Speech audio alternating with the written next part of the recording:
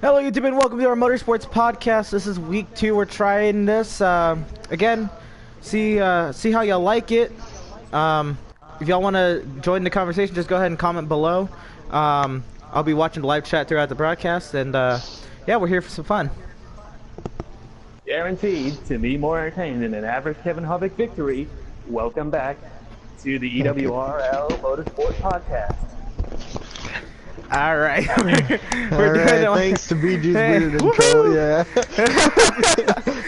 All right. So we're gonna go ahead. We're gonna start. That was very slow clap worthy. All right. So news earlier this week. Jim France will be the interim CEO of NASCAR for the rest of the year. We predicted in the last video that he would be the CEO pretty much up until the playoffs started. Brian France would come back, but this was news that a few of us didn't expect. We didn't expect him to be the CEO for all of 2018. What are y'all thoughts on this? Do you think Brian France is ever coming back? Why is Jim France taking this on? We should be worried about IMSA. What do y'all think? Possibly Jim France isn't going to change any rules. He's going to stay there for the year, and I think Brian France won't return. They're going to find a new family member to put in charge, I guess. Probably. I think the better idea would be to get a new family member to do it than the guy that. That's what I'm saying. They're going to put a new family member in there. So. If you ask me, I think the best course of action is for Jim France to kind of take notes and see what is struggling with the series and what's right with the series and hand it over to somebody in the family, maybe like a Ben Kennedy, because he has the experience and has been in the sport recently as a driver in and of itself, so he knows what is going on as well. I like that. I mean, I know it's a family-run sport. It's private. It's a private sport. It's family-owned, but they have a person in the family who has raced. I think that would be great to put in a driver. Jim France, he's a great. I mean, you see IMSA. He's the current CEO of IMSA, and that is one of the largest growing motorsports in the nation, probably the world. I don't know how global IMSA is to everybody, but I know the 24 Hours of Daytona is a huge event every year, and the Petite Le Mans at Road Atlanta and the 6 Hours at the Glen, those are all big races for IMSA. It certainly is the fastest growing one in the United States right now, from what I've seen of growing trends.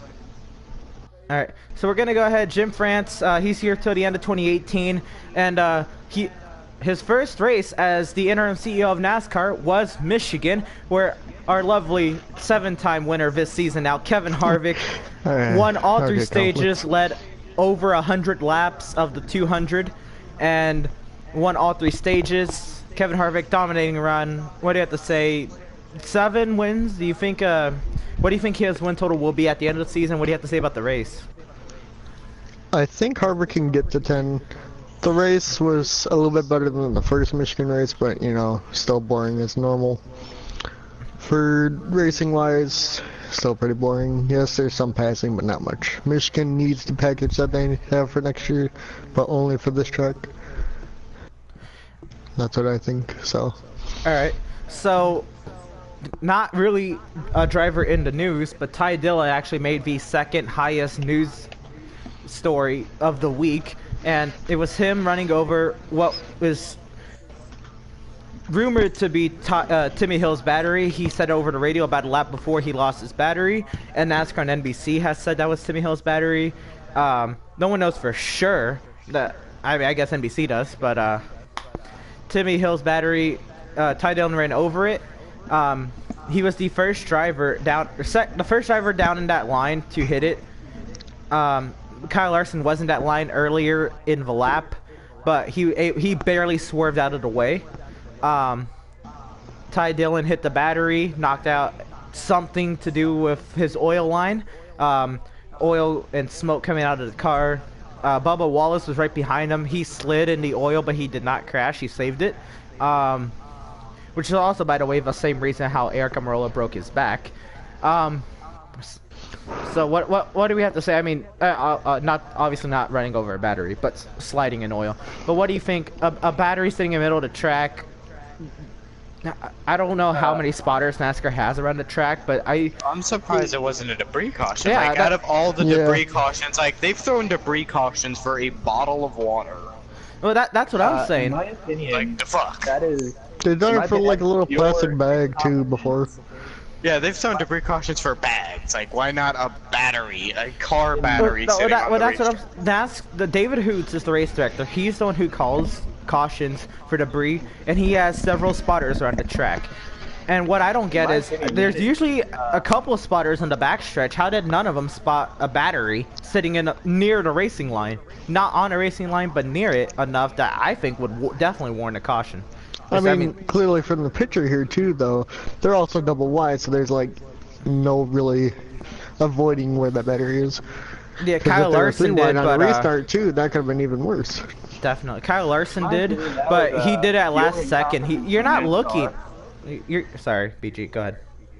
I said that was pure incompetence by NASCAR and their spotters by allowing that to happen, because a battery, especially a car battery, is not a small object. That No, is, at least 6 inches tall by 12 inches wide by 12 inches long, about 3 inches wide. So that's a huge box sitting in the middle of the track. Yeah, I mean, he hit it, and you saw like the dust go everywhere. I mean, Oh yeah, that thing shattered. There's tons it of was little great. bits of- It's not like Ty Dillon was having a great day or anything, but you don't want your No, day it wasn't. to end by a battery. Not only that, but something like that could have shattered the entire front end as well, because you're hitting, because on the It back did. straightaway you're going He 210 completely miles an hour. jumped. All 4 tires were off the ground after he hit the battery. Yes. So, but that and then the oil line severing because of the I mean, debris. That just Luckily, sent straight to the luckily fence. nobody else crashed, but Bubba almost did. Like, it was That could have crazy. been like a 10-car pileup easily if he hit it a little bit differently. And let's say it wasn't. Whereas Let's say it before the was Kyle Busch. He was running in third. Had he Or hit the Harvick. same thing, or the leader. Let's see, they ran over the battery and they had oil all over the racetrack and the whole field had to go through it. That would not end well. Ty Dillon That was would've about been, 25th. There wasn't that many cars, but Going back to Michigan, that if that was a leader who hit it, that could have been like a situation like the 1996 US 500 pace lap where all the cars crashed coming to the green flag. If anybody remembers that that, was if I great. can pull that clip up. So, Ty Dillon ran over a battery. Supposedly, Timmy Hills. Anybody else have any final comments on that? That definitely should have warranted a debris caution. It was there for half a lap. I At don't least a half see lap. how it could sit there for that long And nobody noticed it. and nobody sees it, but yet NASCAR spotters were commenting about it on Radioactive, saying that Oh, I it did should not have been see a it. debris caution I haven't watched before Radioactive Ty yet. Dillon hit it. I believe, do not have not- quote me, I believe it was Eric Almirola's spotter who said, I can't believe that effing thing has been sitting there for a lap and nobody saw it, and this was after Ty Dillon That- had hit it. It's terrible. I mean, again, it's not like he was having a great day. It's not like he was in the playoffs, but he's still a driver trying to finish the race.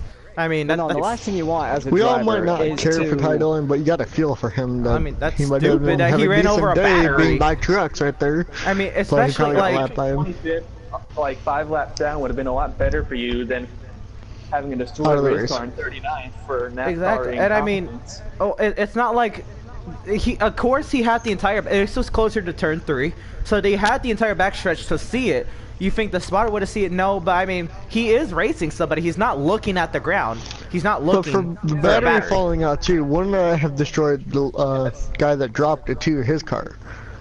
Timmy Hill, yeah, I don't know what happened. Maybe it was just loose or something. I don't know.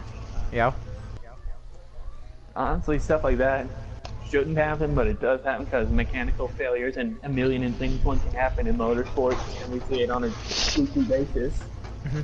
All right, so Ty Dillon, younger brother to Austin Dillon, who had a great chance to win yesterday, showed some great pace, along with Ryan Newman, Along that with has Newman, not been yep. shown for RCR for a They while. qualified great too. They qualified great. They had, I think it was what, 5th and 6th, right, guys? Yeah, I put both Dillon and Newman in my fantasy lineup, and I won the fantasy out of my entire league. So, I think The thing about that was a Curtis good is, pick. Historically, they've been great on 2-mile ovals. Like, if you look back through their history, they've been really good at those type of So tracks. Austin Yep. Dillon, he battled with Would've been really Kevin good Harvick.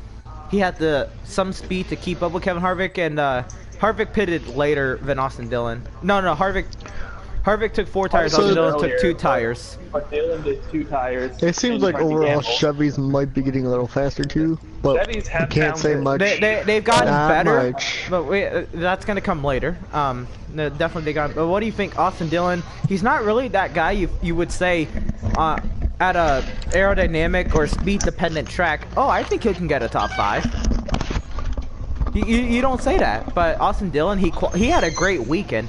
So I mean, thoughts on Austin Dillon? He had a chance to win, and at the last lap, I guess he had a vibration or something, and he finished 4th. He could have finished 3rd, I think.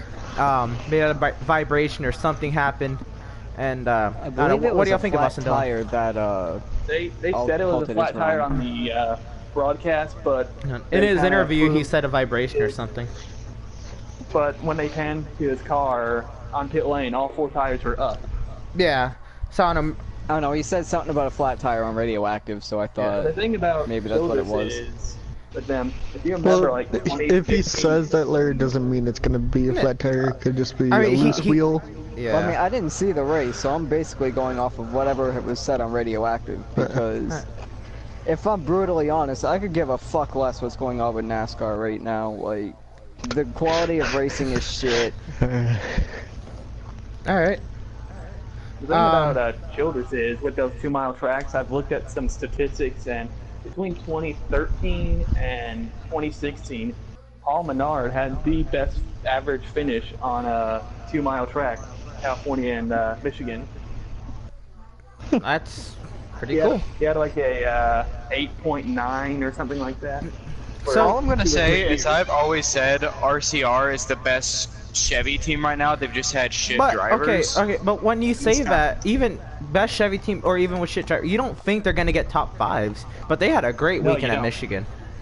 I mean, both of them. I think What? this is the thing that Austin Dillon Yeah, really Dillon needs. finished He got 4th. the arm. Yeah, and that was because he got passed on the last lap because he was going half throttle. Yeah, they said that average lap speed for his last lap was like 180 when it should be up in the 190s. Yeah, but I mean, he tried not to wreck the car coming through the start. He just That's wanted to true. finish the race up there. So I understand. Even though Newman started 6th, he ended up getting 15th though. So Yeah, but he. But that's just- that's Newman. better. I don't know if that's- That's better than what he normally. Well, actually, that's about average. That's By the actually, way, that- where that's is all. Newman in the points? Like, I haven't even, like... Well, that's well- normal Newman. You don't really notice where he is, but I'm just like, I don't even know Well, where he is in the points. If you're Making watching it the right now? stream, I have the playoff points coming up later in the stream, and you'll be able to see Yeah, there. so- I don't know off the top of my head. We'll get to that. as in playoff points, I'm pretty sure he's not in. I No, don't but think I'm he's just like, there. is he Right. making the chase? No, he is not. So next We up, got that coming up. He's not we close have right now. one of the big 3 had a tough day. I mean, Martin Truex Jr. It was Heartbreak. it was crazy for him. So it started off with early in the first stage, or about midway through the first stage, Byron got loose, slid up the track, and hit Truex, and so he eventually spun. And that's the picture you see right now on the screen. Yep. Later, towards the end of the second stage, he was trying to make it. He was making more cautions in the second stage, but he ran out of fuel. He had to pit when pit road was closed, so he was already a lap or so down. All right, Luis. He was already a lap or so down, and I don't know. It was just Truex had a tough day. I mean, he got the But lucky that's dog. something with- that I expect from Truex. So Truex is like, he's in the Yeah. big 3, but he's a very inconsistent driver compared to everyone else. Well, that's what you I'm- got Harvick and Kyle always in the top 5. If you don't see him in the top 5, it was a weird day. Like Watkins Glen, kinda like- Harvick, that was a weird day. Yeah. But when you see Truex outside the top 10 or outside the top 5, it's just like, it's Truex. Yeah, that's what I get. I know he has the third most wins, but why do we say the big 3 when it's really the big 2? I mean, the 2 They're drivers that have talking dominated the the season. Truex like that probably because of how much he did last year and because I- it was last year's I know what he champion, so did they're gonna last add year. him into it more likely. I That's why I understand think they're that. adding him in. But I agree with It's Malco. stupid, He's yes. not consistent. And also, we're not going to see Truex do any good this week either, because he's terrible at short tracks, except for Richmond. Bristol is terrible for him. Martinsville is terrible for him. I want to bring up for another Chevy driver. Chase Elliott started 31st. I know a lot of us don't care about him, but he ended up getting another top 10. Yeah, he got 9th at the very end, and he won a lap down because of a loose wheel. So yeah, that's a very good recovery drive for Chase, all things considered. Coming in. I'll give Chase this. Like he fights back. He doesn't stay down. Like he goes like. He goes for second. He always goes he back wants to finish second. I can give you something. He is a consistent driver, though. I can give him that. He is. He tries to be consistent. Also, given his year and given that's what he needs to do when the car is not that good to win. I mean, it's a terrible car for him to be driving. It's like the same thing. Like I patted fucking Clint Boyer on the back for Chicagoland when he went like. Remember when he got like 3 straight penalties and still was able to come back and finish 4th? He won like 3 laps down and finished 4th. That was great. I like drivers that are just not going to give up on the day after 1 penalty. Chase is one of those drivers, especially when you compare middle of last year up until now. He has punched above his weight in that Hendrick car. He has definitely gotten better. Chase Elliott definitely has shown the most improvement at Hendrick Motorsports. He's also showing that he is the best Hendrick driver right now. As of now, we're gonna. Next up, we're gonna talk about. I can't hear what you're saying, Cody, because we're all talking. So I'll talk to you like when we're done with this guy. Right. So after Chase Elliott, we're gonna be talking about his teammate Jimmy Johnson, who did lead the 4th most laps at Michigan. The big 3 led the most, 1, 2, and 3. Jimmy Johnson was the 4th driver to lead, or the 4th most led laps this race. He led 13. He got passed by Kyle Busch and he passed him back. Now Jimmy Johnson, he's been leading a lot more laps recently. About finish, I think that shows like Hendrick improvement. Yeah. Hendrick is improving. He's ran consistent, and especially to just like Pocono, Jimmy ran about 10th to 12th to 15th, but he finished 28th because he pitted with about 7 laps to go for a loose wheel or vibration or something. I still think for pitting for a loose wheel with 7 to go is kind of stupid. Like, you're right there, why not chance it? If you're going to finish 28th, couple laps down. He did it because maybe because you know, if he has like more than 1 lug nut off, that's a car chief like suspension. So yeah, so he did it probably not because he probably could drive through it. He just didn't want the penalty for it. Yeah, so I can understand because it would be a points penalty, a fine, and a suspension of, I believe it is the car chief or the crew chief. No, it's a car chief. Okay, but yeah, it's a personnel change that Hendrick does not need right now. They're getting better with the personnel they have. They need to keep improving upon that, and they don't want a personnel change. I mean, you saw it for the 48 team when they found out they were losing Ron Malik, they went to garbage. I mean, they did decent, really, but that's not.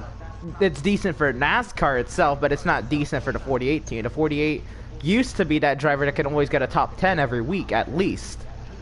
And as soon as they heard Ron Malik was leaving, and at the end of the season, Ron Malik left, and 2018 has been terrible. I don't even know who they have in that car chief at the moment, but the Ron Malik replacement is getting better. Changes don't hurt. Like Joe Gibbs though, is for the whole reason of Joe Gibbs is like the best team for personnel though. All the personnel they'll run the lose, Xfinity series and different drivers. They're all. It's like chemistry in the NFL. They all like fit in somewhere, some way. Like, look at Kyle Busch. I think it was last year. He lost his chief a couple times last year. I think Dover was one, and then he still did pretty good there until the pit stop road pit road. Pit stop road. God, shut up. And he led basically all of the Pocono race because he lost his crew chief for that too. His crew chief kind of screwed him out at the end, but. So yeah, we're seeing Chase Elliott, we're seeing Alex Bowman, we're seeing Jimmy Johnson leading laps, Jimmy Johnson leading the laps. Chase Elliott, Alex Bowman getting better finishes. We'll get some more of them too at the playoff grid. Yeah, I was gonna say that's good for the playoff grid. They're all showing improvement. Another driver who's shown huge improvement, Daniel Suarez, and he was well over 100 points entering like about the summer stretch of NASCAR at the moment, but he's gotten better. He's been clicking off good finishes and points. Daniel Suarez, his highlight of Michigan was he ran out of gas at the end of stage 2, but he pitted before pit road was closed. Yeah, he didn't run out of gas, but he was going to run out, so he pitted before the pit road was closed so he wouldn't get the penalty, unlike Truex. So Suarez, he was trying something. They mentioned it during the race broadcast as well, that Daniel Suarez, I mean, he's out of the playoffs. He needs to try something because he's not going to win the race on speed. He has to try some kind of strategy. Of course, he didn't get the lap back, which he needed, but he tried something new. Do you think Suarez can get in if they keep trying things, if they keep running the way? Do you think Suarez can at point his way? Because a win would obviously be great for Suarez. I don't know if they can win at the upcoming tracks. Well, but if you want to talk about pointing his way in, after that race, he's 82 back now. So, yes. It's still a stretch. It's a stretch. Yeah. But let's say Bowman or Johnson have trouble, God forbid. I mean, they're my favorite drivers. Right? But Bowman's been wrecking a lot, so theoretically, it is a chance for Bowman to wreck and give Suarez a chance, or Stenhouse, or Menard. And then Johnson's also had a bad last couple races too, to where he's losing points, and now he's only 92 half, but he's still 92. But when you run decent, the result is what is going to mean the most. It's also, we'll get to the Xfinity Series later.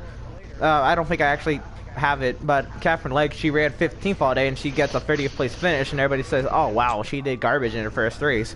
But it's because she blew an engine. In a starting park car. In a starting park car. She was running 15th all day. But anyway, so Daniel Suarez, can he make the playoffs? Yes or no? Probably not.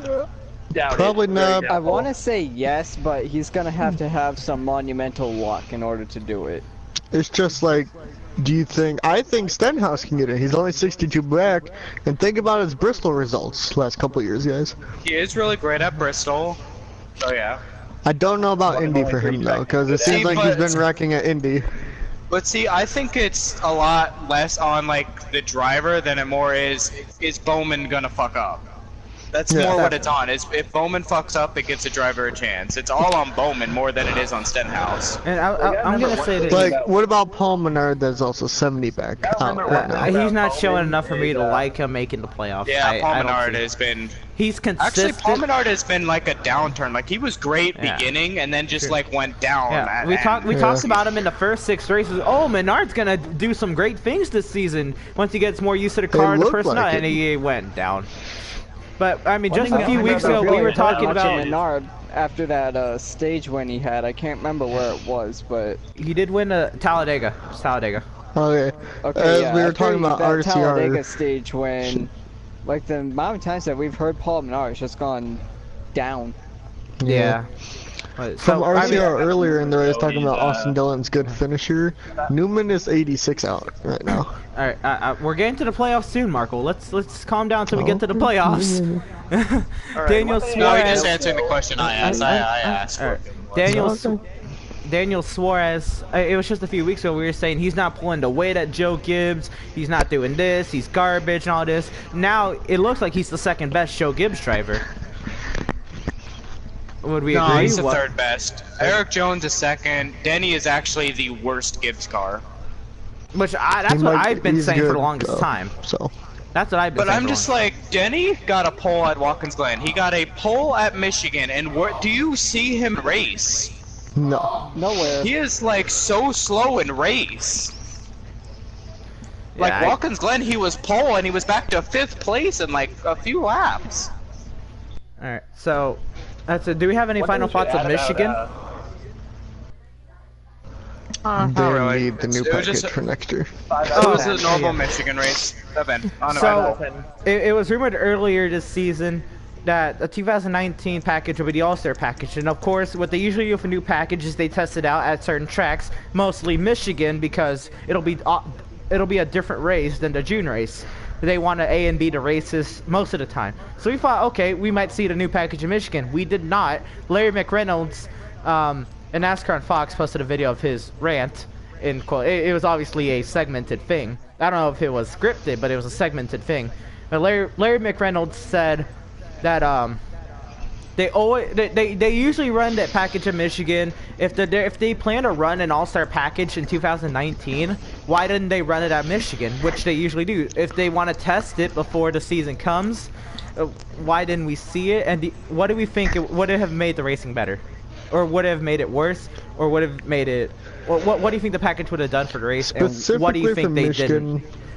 For Yeah. Michigan, They'll it would probably have make been it better. I feel it would have made the first place would have ran away, like whoever was first. But we would have actually had battles throughout the field, though. It would have been really. It would be. We would actually have an exciting race from second on back. Specifically for Michigan, this will be a good package because they need to have passing for more exciting racing there. If I've actually experienced going there, it's actually pretty boring just watching a race sitting there. Because I've been there, and when it's a green flag run, you're just watching the car single file the whole time, like no Right. passing at all. Especially a similar package was what they ran at a June Xfinity race at Michigan, and it looked like it was Talladega out here. They were running single file in the middle of the track. Usually at Talladega it's the outside lane, but they were running single file in the middle of the racetrack. There was no passing. It was terrible. It looked like a plate race, but a boring plate When race. when they tried that package at Pocono this season, it was a terrible race. Like they tried the package they ran at the All-Star race at the Xfinity Pocono race, and it was terrible. It was not that good. Like The one thing that's ruining it after is you would like pull away from the guy behind you a little bit, it would just no one could catch each other after they pulled away. After they pulled away a tiny little bit, it was like over. the one Alright. thing about that package is that's probably going to hurt everything. Is you're cutting down the horsepower, and with Xfinity, you need all the power you can get with that. And Yeah. No, you want to Well, know what they how would it do- hurts racing? If anybody gets a gap on each other, they're running full throttle like at Atlanta. They're running full throttle. So where are you making up time to catch that person in front of you? Where are you making up time? What they would do for the Cup Series, they obviously wouldn't lower the horsepower for one race. They would just test out the aerodynamics of the package with the 725 horsepower. I think it would have been cool to see them test it at 725. Maybe they would even change their minds to maybe keep the horsepower the same or drop it if it was a terrible package. We don't know. But do you agree that they should have ran it at Michigan? And do you agree with Larry McReynolds? I Yes, think they you should have need ran to it at give a test. Michigan. I think you need to try it out before you try. Definitely. sell it to If you people. plan to race it half the season next year, I think you should try it out in the season before. You have to sell it before you actually implement it. Yes. So next up, Michigan is out of here. We're going on to Bristol. Last great Coliseum. Everybody loves the shorter track. It's usually an entertaining race because sexy. it's the Bristol night race. Malenko's actually going to Yeah, go for the night truck race. race here. We're talking about Cup right now. What do we think the Cup race at Bristol would be like? Usually they've been pretty decent. They're gonna and put it's that pretty peanut good butter still. and jelly stuff down again. And it's gonna be a bottom lane for 20. Yeah. It's gonna be a bottom race for 20 laps in a run, and then they'll all go to the top. That peanut Or butter you'll and get jelly. that, or you'll get like the or you'll be like the spring race where you have a top lane moving and then the bottom lane moving. And you I kinda like that. converge. I mean, I know people want the old Bristol, but I like that the groove changed throughout the race. It made drivers search. It turned a pretty race to a, okay, this is an okay race. I like this race, kind of. Because they had think to with move this, around we and they were see- trying new things. I think with this you will see something close to what we saw in the spring, given that you're probably gonna have more grip because it's a night race, and you're probably gonna see drivers that you don't see toward the front have good runs in the top 5, Yeah. 10, 15, like Bubba Wallace did, like Bowman did, Yeah. like Menard did, like Blaney did. Which is gonna gear towards one of my future questions. But with this, the old saying is sun goes down, speeds go up. Do we think we're gonna see the big three dominate this, or do we have a new winner? Maybe not the first time, but a new winner. The people in we're terms going of, to see up front is definitely it's going to be Kyle Busch, Larson, and probably I Aaron think Jones. Johnson can get up there too, though. think It seems Blaney- like I think with Blaney has a how good bad shot. Hendrick's been, this has been one of the tracks that Johnson has actually been able to do something, though. Jimmy has always If been any track. decent at the spring race. I forget what he did last Bristol night race, but I recall both the past two Bristol. He usually spring does better races in the he's been first okay. Bristol race, though. Yes. Yeah. He usually does run spring. Maybe we see something different. Who knows? Well, Hopefully. one thing you gotta Do we- remember is in the first day of Bristol, Blaney was extremely dominant, and I think you can see a similar package. If he brings a similar setup, he could probably be surprised, picture it in the front, and probably if no shenanigans happen, like it is spring. BG and Mike is going to shit again right now. He was basically saying we might see Blaney up there because he was up there until he wrecked. Yeah, that was terrible. That was a lap car. But you know, that happens more often at Bristol than anywhere else. A lap Think car about taking out Larson. the Delays, leader. boy. Look at Larson, and I think when Landon Castle was in the 40, right? Yeah. That was Larson. He took out Landon Castle. He was in his way. He said, "Move! I'm leading. I'm trying to win." You want to Larson talk is about forever lap on my cars shit hitting list lead for lap cars that. at Bristol, Look, man, if you're going 20 miles off the pace, you gotta go. But it's He- not I don't your- think he it's meant your to wreck him. responsibility I to think go he around just the meant to car in move him front up of the you, not track. through it. Larson was giving him a little bit of help. He's like, "You're going slow. Let me help you catch the car in front of you." Hey Larry, when Landon Yeah, but you Castle don't doesn't learn drive how to through get the out the car in way, front of you. that's his fault. Hey, if a car is blocked, if They're a car in a is corner. They don't have. if a car is going 10 miles an hour slower than me, I'm pushing him out of the way. I don't care with that guy. And if I'm going 10 miles an hour slower than you, Especially- I give you all the right for you to push me out of the way. Especially when he was being caught by the driver behind. He can't spend time behind a slower car. But anyway, that's years ago. We're not even talking about that. We're talking about this upcoming Bristol race. Predictions. Who do you think wins? I hope Eric Jones. Kyle Busch. I'm or gonna have Blaney. Stenhouse as a surprise, sadly, guys, just because he runs so well there. He does run well So- at the Bristol night race. I'll give him a top Eric 5. Jones. I'll give Stenhouse a And top Eric 5. Jones is also good there, so. All right, All my right. big 3 predictions are Kyle Busch, Blaney, or Eric Jones. Alright, Bristol night usually is the one where we see sparks fly and crashes and all this. Do we think it's going to be a wreck Calvin fest? Brown. A kind of mix of both green flag runs and wrecks, like usual, or do we think it's We just going will to be green see flag runs? quite a We'll bit have of a wrecks. We will It's gonna see be a quite a bit of typical wrecks in the first stage, but after the first stage, we won't see really any. There's that's usually what a usually long happens. green flag run in the third stage. Do we think the race ends with a late race restart or a green flag run? It seems like last couple times there's been We will lot have a of late race caution. Yeah. Yeah, we will have a late On race the night caution. race, it's always a. Yeah, it's Bristol. It's bound to have a late race caution. That was Bristol, baby. Who's pumped? Yeah. What else do you think we're going to see at Bristol? Also, I see a back marker getting a top 15 or 20 We could finish. potentially see heating up for the points battle. Like Bowman, since an early race wreck is probably going to happen, if Bowman gets caught up in that and Stenhouse stays in the race and gets stage points, finishes good, we may actually see Stenhouse back. We may Perfect have a battle transition. for- Perfect Bowman transition did to our get next good topic. We're going to talk this about the spring. playoff picture. What you got to say, BG? For the PG? playoff. We're going to talk about the playoff picture now. Playoff predictions. Does Bristol cater a first-time winner this season? Does somebody get an edge in points? What It's if you're very watching stream? possible we Okay, see so Stenhouse win, so yeah, Looking first at time the winner. points table, though, talking about 3 drivers that we were talking about, Blaney, Larson, and Stenhouse all don't have wins yet. 2 of them are in the playoffs, 1 is out. We all think they can win here, right? Let me Yeah, also Blaney and Stenhouse can win, yeah. Okay. let me also just mention Kurt Busch has a 270 point gap over more 17. likely locked. He is mathematically locked in, except that there's 3 first-time winners, which it's not impossible. It's just highly unlikely, It's improbable. improbable, Mm-hmm. but it's not impossible. Anything is possible, But but given the anything is scenario possible, that right? this season has No, it is given so pretty far, impossible because the winners have to come from outside the The people who have already won. the top 16. They have to be outside the top Well, because yeah. if Bowman The wins, 2 it doesn't that matter. have to do that would be, I'm guessing Stenhouse is where it's I gonna mean, do it. it is possible. I mean, So which look, 3 let's say- outside are going to win? Like we say, maybe Stenhouse at Bristol, yeah, so maybe let- Suarez, but maybe who else? We're Suarez gonna get at- Newman weirdly Do you winning. think Newman could be a surprise maybe anywhere, Newman guys? gets something like at Darlington, or Menard gets something done at Darlington, or something like that. or Indianapolis where Or Menard has Indy. won before. Newman has Like, won at Indy, We yeah. only have the, top 20 up here right now?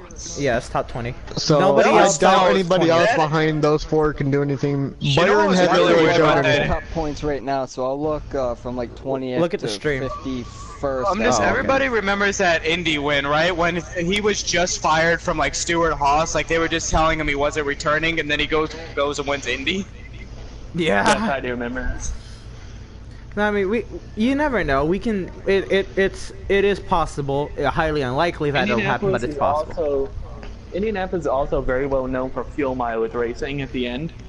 Yeah, even with stages. Well, last year's was a shit show, but even with stages, last year it's didn't been. count. That was a. Last year show. didn't count. That's a 1 in every 100-year race. What if we get the What same if thing this Bubba year, bro? Wallace What? could pull something out and get a No, victory? wait, no, we'll go once in every 10 years. One every 10 years. Well, what was the race where every single one popped the tire? Everybody popped at 2008. least one tire. 2008. Oh, wait. So we'll go 1 in every 9 years. One every 9 years. Here's the thing with those things in the playoff picture. I see Bowman actually probably going to increase his point lead because the 2 of the 3 tracks he's going up to, he is either good at or has success on a track like it. Like he finished 5th in the spring at Bristol, and he is very good on flat tracks. See Okay. Phoenix for more information. Okay, so you're talking about so let's flat, go. So like we Indy. know, obviously, the big 3 are locked in. Kevin Harvick, Kyle Busch, Mark Truex Jr. Along with them, Clint Bowyer, Chase Elliott, Joey Logano, Eric Jones, and Austin Dillon all have wins this season. They're all inside the top 30, and they all have wins this season. Kurt Busch, I'm going to ask, but I think it's all going to be a yes. Does Kurt Busch make it? He's an in. Yeah. he's in. All right, Brad Keselowski. Obviously. Yes, he's at And- 229 points ahead. He's in. Ryan he seems Blaney. to always make it every year. Yeah, Ryan Blaney. 207. Yes. 207. Denny honestly Hamlin, think 204 he- ahead. He's in. Yes. Yeah, even though he's been doing shit. Yeah. Kyle Honestly, Larson, I 201. think the playoff picture that you see Yes. right now is what's going to be. All right. Yeah, Larson makes it, yeah. Eric Almirola, 159. Yes. Jimmy Yeah, Johnson, He makes 92. it. Yes. Yeah, Jimmy makes it. Yeah, Jimmy's... So we're going down to Bowman Alex is the last Bowman. one that's in right Alex now, Bowman, guys. 60. The only 62 one ahead. iffy is Bowman. The only one that's iffy is Bowman, because Bowman has the potential of wrecking. And But he also Unless has we to get continue doing Stenhouse Alright, and now, Daniel. if, that if Bowman win. doesn't make it, who makes it? well. What'd you say? If Bowman doesn't If make Bowman it, doesn't make it, who will make does? Torres I'm gonna go makes with... it. Yeah, I'm gonna go with Suarez. Hopefully. Anyway. He did very well at Pocono, and Indianapolis is very similar. Or has Well, yeah, similar since... If you're good at Pocono, you're good at Indy. That's just how it is. Well, Yeah. I got a question. Anybody think Kane can win if we have, a sporadic shit show at frickin- Indy. Yeah, Yeah, sporadic I mean, shit show at Indy again, He guys. can. And then he I gets mean, in. it's not like I'm he, just saying, do you Alright. think it could happen in 2 years in a row, or do you think it's going to be Alright, a boring to be race? fair- Theoretically, Casey Kane is good at Bristol. Look. To be fair, True. if you are one of the 40 drivers who qualifies for the race, you have a chance to win. Automatically, if you start the race, you have a chance. No matter what, you I'm have a just saying, chance. though, A small Kane chance, is usually maybe, good but you if have we a have a chance. wreck fest, too. I mean, It doesn't matter So- if you're It used to not be like that though when we had starting parks, because then theoretically it was impossible. But it's like, let's say Ross Chastain qualifies 40th, but like somehow like there's a big wreck, and now there's like 15 cars left, and everybody else has pit road issues and penalties, and then Ross Chastain doesn't. I mean, it's not well, he impossible. would win, but it would not count. It's just for unlikely. points, so he would have to be playoff eligible. Yeah, because he runs full time in Xfinity. That was a bad example. Yep. And All right. he has Anyway, won- I think that's a great transition to the Xfinity Series at Mid Ohio. It was not what we expected. There was rain in the forecast. Turned out didn't happen. The race was mediocre, but the finish was amazing. With about 5 laps to go, Austin Cindric was leading, and Justin Allgaier was closing in. Allgaier made the pass on Cindric coming into the first corner with 4 laps to go, and then he overdrove the keyhole, turn 2. Austin Cindric gave him a push, but Allgaier was able to get the gas off the corner and drive away from Cindric. Daniel Hemrick was also coming on fresh tires, and Allgaier and Cindric battled for about a lap and a half, which allowed Hemrick to close up to the back bumper of Austin Cindric, but Cindric was able to pull away from Hemrick. Thoughts on Justin Allgaier sneaking out a win. He did not dominate. He wasn't bad. He spun earlier in the race, by the way. He went on to win. Thoughts on Justin Allgaier? He That showed was a he had hell of a speed for a great comeback. recovery. That was a very well executed way of how you win a road course. As road courses in 101. It's like I've said many times. If anybody in Xfinity deserves a cup ride, it's Allgaier. It is He Allgaier. does. He most has the talented sponsor. driver. He's not terrible.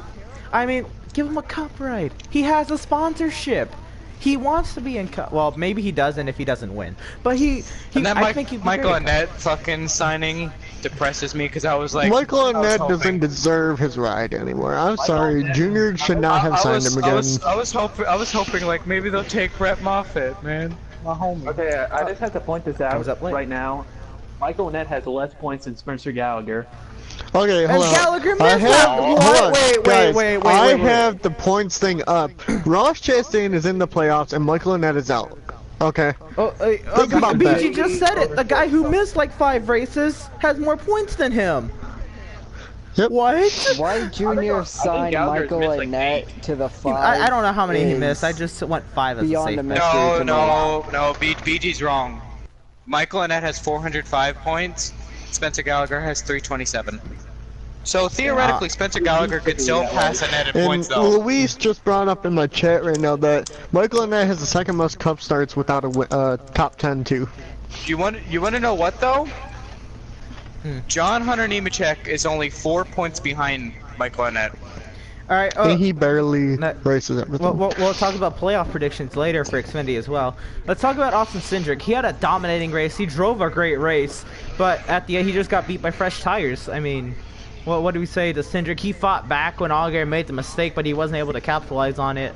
Austin Cindric had a great race. What does it say about his future in NASCAR? I mean, I don't know. What do you think of Austin Cindric? I say Cindric, even though he really shouldn't move to Cup, 100% he gets the 6 car.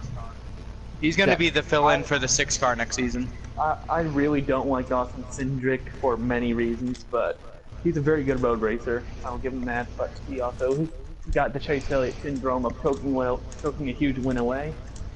I mean, there's not much. He fought Allgaier as hard as he could, but he could not hold him off. I mean, Allgaier had severely fresher tires. He still got a second, and he still Yes. really hates the first guys. He dominated the race and finished second. He tried. I say to be put in a situation like that where you did get beat by, or you dominated the race but you finished second.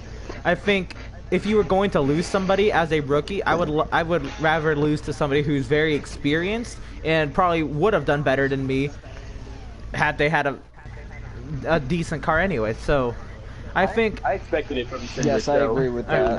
I think Cindric. Yeah. I expected Cindric to do well at road course racing because he used to be in the Continental Tire Series and has run 2 12 hours at Bathurst before. So it's nothing new for him to be really good at road course racing. I do want to give Cindric some credit for not completely dumping Jason Allgaier throughout that race. Oh, even he though, had the when he huge made chance in the mistake- keyhole. Dude, Allgaier was when on the he edge of messed up at control. the keyhole, I do want to say could have that turned him easily. Cindric did impress me for not doing what he did to, was it Tyler Reddick? His old teammate, yep. Kaz Grala, yes. Yeah, And then he also spun Ben Rhodes at Phoenix. He didn't dump somebody did to not win see the that race. one. Well, also I don't even know have him dumping Allgaier. Would that mean Hemrick have gotten around? I don't know. He did drive away from Daniel Hemrick. But Hemrick was on his back bumper after the lap. Allgaier, that meant he could have gotten some aero damage and probably hurt the downforce on his car. And that was down the long back straightaway, which you do need aerodynamics for. I would say. And in the slow and in the quick corners, like the keyhole, you do need all that downforce. I actually didn't watch much of it, so I can't comment. So. So we saw Tyler Reddick. He was having a decent race. He got into the back of, I believe it was Andy Lowley, sent him around, and he got into the back of other drivers. In one of those situations where somebody spun, he had hit the brakes and somebody had pushed the right rear quarter panel into his tire, and about a lap later, he ended up blowing the tire, causing a late race yellow. I don't know if anybody actually saw it, but Tyler Reddick thoughts on what he did throughout the race and then have it end like this. I mean, for somebody that's mediocre at road racing, he was doing okay, but then got unlucky, I guess. That's what I want to say. It's kind of the status of Tyler Reddick's season since Daytona, because he's been had nothing but bad luck ever since that win. Yeah, and to think he is a candidate to take over the 48. You know what really disappointed me about Mid-Ohio, though? Where was Justin Martin? Where was that guy? Where was he? I He's think supposed he to had be this trouble amazing road racer. throughout the Never race. showed up. He was never there for anything. Yeah, he never. Like, I don't think he finished I like didn't way in the see back. the whole He race, never was in the but top 5. Never was in the top 10. Barely saw him in the top 15. After that one qualify win top he 10. had, it was here right after that one win he had here. He hasn't really done Just- anything. I didn't- A different I didn't situation even- as I well. didn't That even was in see the him. pouring rain. I know it as was well. rain, but doesn't mean Well, he can't be but- here but good in the also drive. to be Supposed to be fair, a great road But course no, race. it was I all- didn't see him. when to be the, fair, also Xfinity it was Series only race rain that was for in the half rain? the race. No, it was the one with rain, but it was only half the race. It dried up after that. And he But was I'm just still like- up there in the top 10 in that race, though, in that one that was Just raining. where was he though? He's supposed to be an I amazing thought road he had a course racer, problem, and I but I just could be wrong. He never I- showed up. I don't At all. know. I have nothing to defend I didn't him watch on it all that much, and I don't think any of us really did to comment on it. So, All right. I didn't see it because I was at work, but I tried to catch going to as many road- highlights as I road could of it.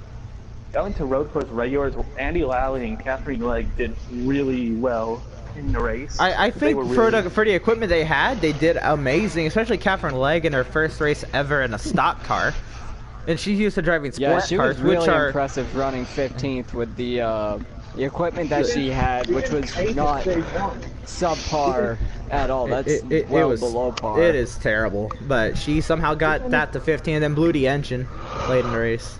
He finished 8th in Yeah, the that first was stage. unfortunate. Oh, she did Yeah, finish point 8th in the. I didn't see that. She finished 8th in the stage. Yeah, Cool. on a racing Yeah. reference, it has. Oh yeah, stage she did results. finish 8th in stage 1. That's right. So she got stage points in her first ever race. In her first ever That's stage. awesome.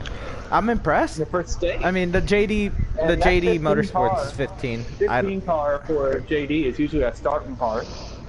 And Yeah. You saw in that car, that was mainly red. There were not many sponsors on there at all. So I think So it's not like Honda's going in there and giving her tons of money either to go and do this race.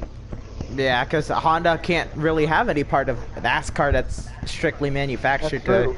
Chevrolet, Ford, and Toyota, and apparently a Dodge. Apparently Dodge. well, there's seemed two like- Dodges but they never really they ran they well, run a so. 2015 body that probably like the other teams did, but How did they get a 2015 body when they pulled it out in 2012? hey, welcome, Luis. Catherine could have been a contender of the Rolex 24 winning that Delta Wing if it wasn't for the crash. She could have won, which would have been amazing. That Delta Wing, it was going out of business. It was a great project, I think. It just was He not did going in the very right well in that direction. car. But Also the Delta this year Wing, in this- go ahead. Also this year in the 24. those as a cars were Daytona, sexy. The he Delta could Wing, I have liked it, yes. easily one hand The over penny cans are awesome too. GTD, but he got taken out by one of the LMP2 drivers. I remember watching that, yeah. But yeah, she could have She won in the had a Delta Wing when she was with Andy Andy Merrick. That's the last another year. good one. She went from dead last in the LMP class to the lead in the first stint. and Yeah, that was pulled away crazy. by something like 30 seconds and still won the Spirit of the Race award. Luis said, Reddick keeps cutting tires like Brad Sweet and OG Caution Clock in NASCAR. Shout out to him doing this thing on World of Outlaws, though, to Brad Sweet. And speaking of Catherine Legg and the JD Motorsports machine, kind of a, well, I would say a stupid fight. Many others would say a stupid fight, but Joey Gase and Ross Chastain got into it. At the end, there was a guy who came up and recorded on his cell phone of the pit crew members fighting. You see Joey Gase in the picture, but I don't recall seeing Ross Chastain. Joey Gase in his interview. I mean, the only did reason I read can see that, Ross Chastain wanting Chastain. to fight is he is in the playoffs. right He's now contending for them. the playoffs. Joey Gase is not. I don't know what Gase and Chastain were fighting about. I recall it in Well, Gase's from interview. Gase's interview, it sounded like Chastain's fault though, because Gase was just going to pass Chastain, and then fucking Ross just pushed him out of the way into the gravel trap. Saw the replay. He I mean, sent him into the grass Chastain and needs all the went points he out. can get, so I understand for him pushing him though. I don't You can understand push the him, fight. but you'd though. have to push him off the racetrack. I did didn't read understand the one fight. report that did say that Ross Chastain did tackle Joey Gase after the race. Did not see that, but also the guy who recorded said I came at the very end of the fight. So So maybe it's very much that was true. possible.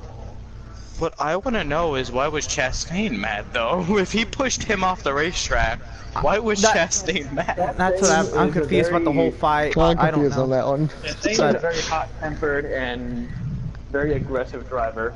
Ross But remember, Chastain, he's Joey JD's Gase. golden boy. Yeah, Joey Gase went on to say that he's I forget the first name, but JD, last name Davis. Johnny Davis. Johnny Davis, that's his Johnny name. Davis.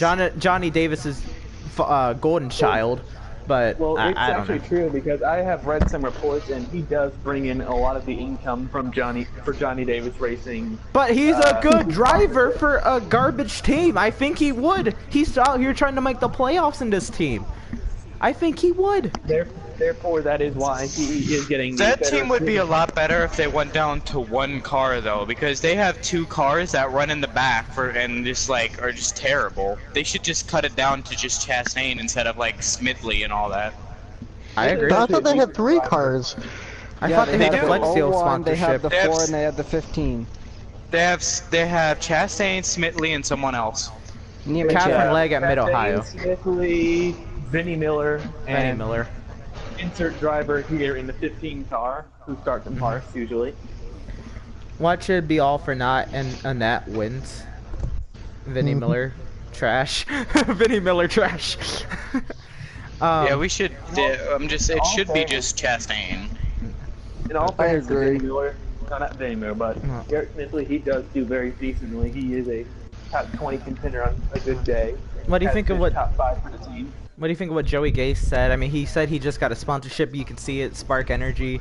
I don't know. What do you think of what he said for his actual Xfinity Series career at the moment and his few Cup start? What do you think, of Joey Gase as a racer? Honestly, from what I've heard and in the plans, is Go Green Racing is going to Cup next year, and he will be full time in the 33 instead I of. was gonna say Go Green Racing's already in Cup.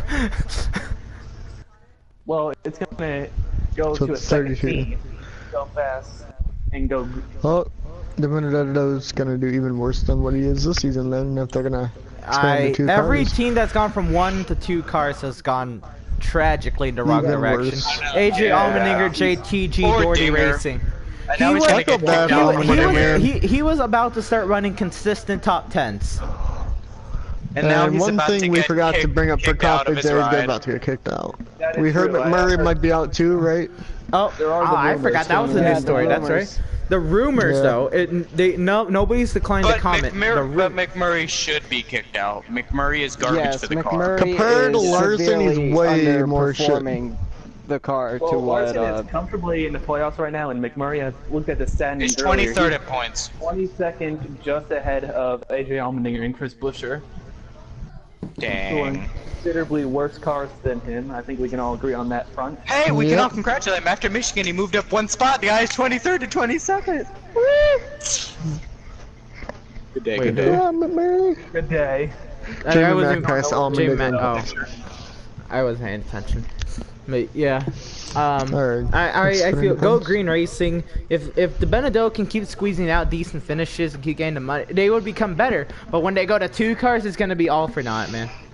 One It's Racing gonna be had that like they same were, exact issue. like when they were Go. It's that same decision like Starcom. Why move to 2 cars? You're a shit team. What's the point of I making don't yourself more I shit? don't understand that move at all. They just started. They're already garbage. Just started. Yeah, I don't They were- understand the move. Yeah, I were don't on the understand what verge of Starcom was doing going 2 cars. They should have Because just kept a double Landon zero. Castle, I will give him this. Landon Castle was able to get top 25s before the second car. Then the second car came, and then he can't do anything. Landon Castle is a very formidable driver, but only if the equipment will allow him to be said formidable driver. Yes, He got 20th at Bristol, remember that. with the Starcom 00, but I With the think that was Starcom before the 0 9. in the- Was it 99? Well, like I said, he was a able to thing at get that race? consistent. He was able to get consistent top 25s before the 99, and then when the But 99 when was did the introduced 99 at like come out?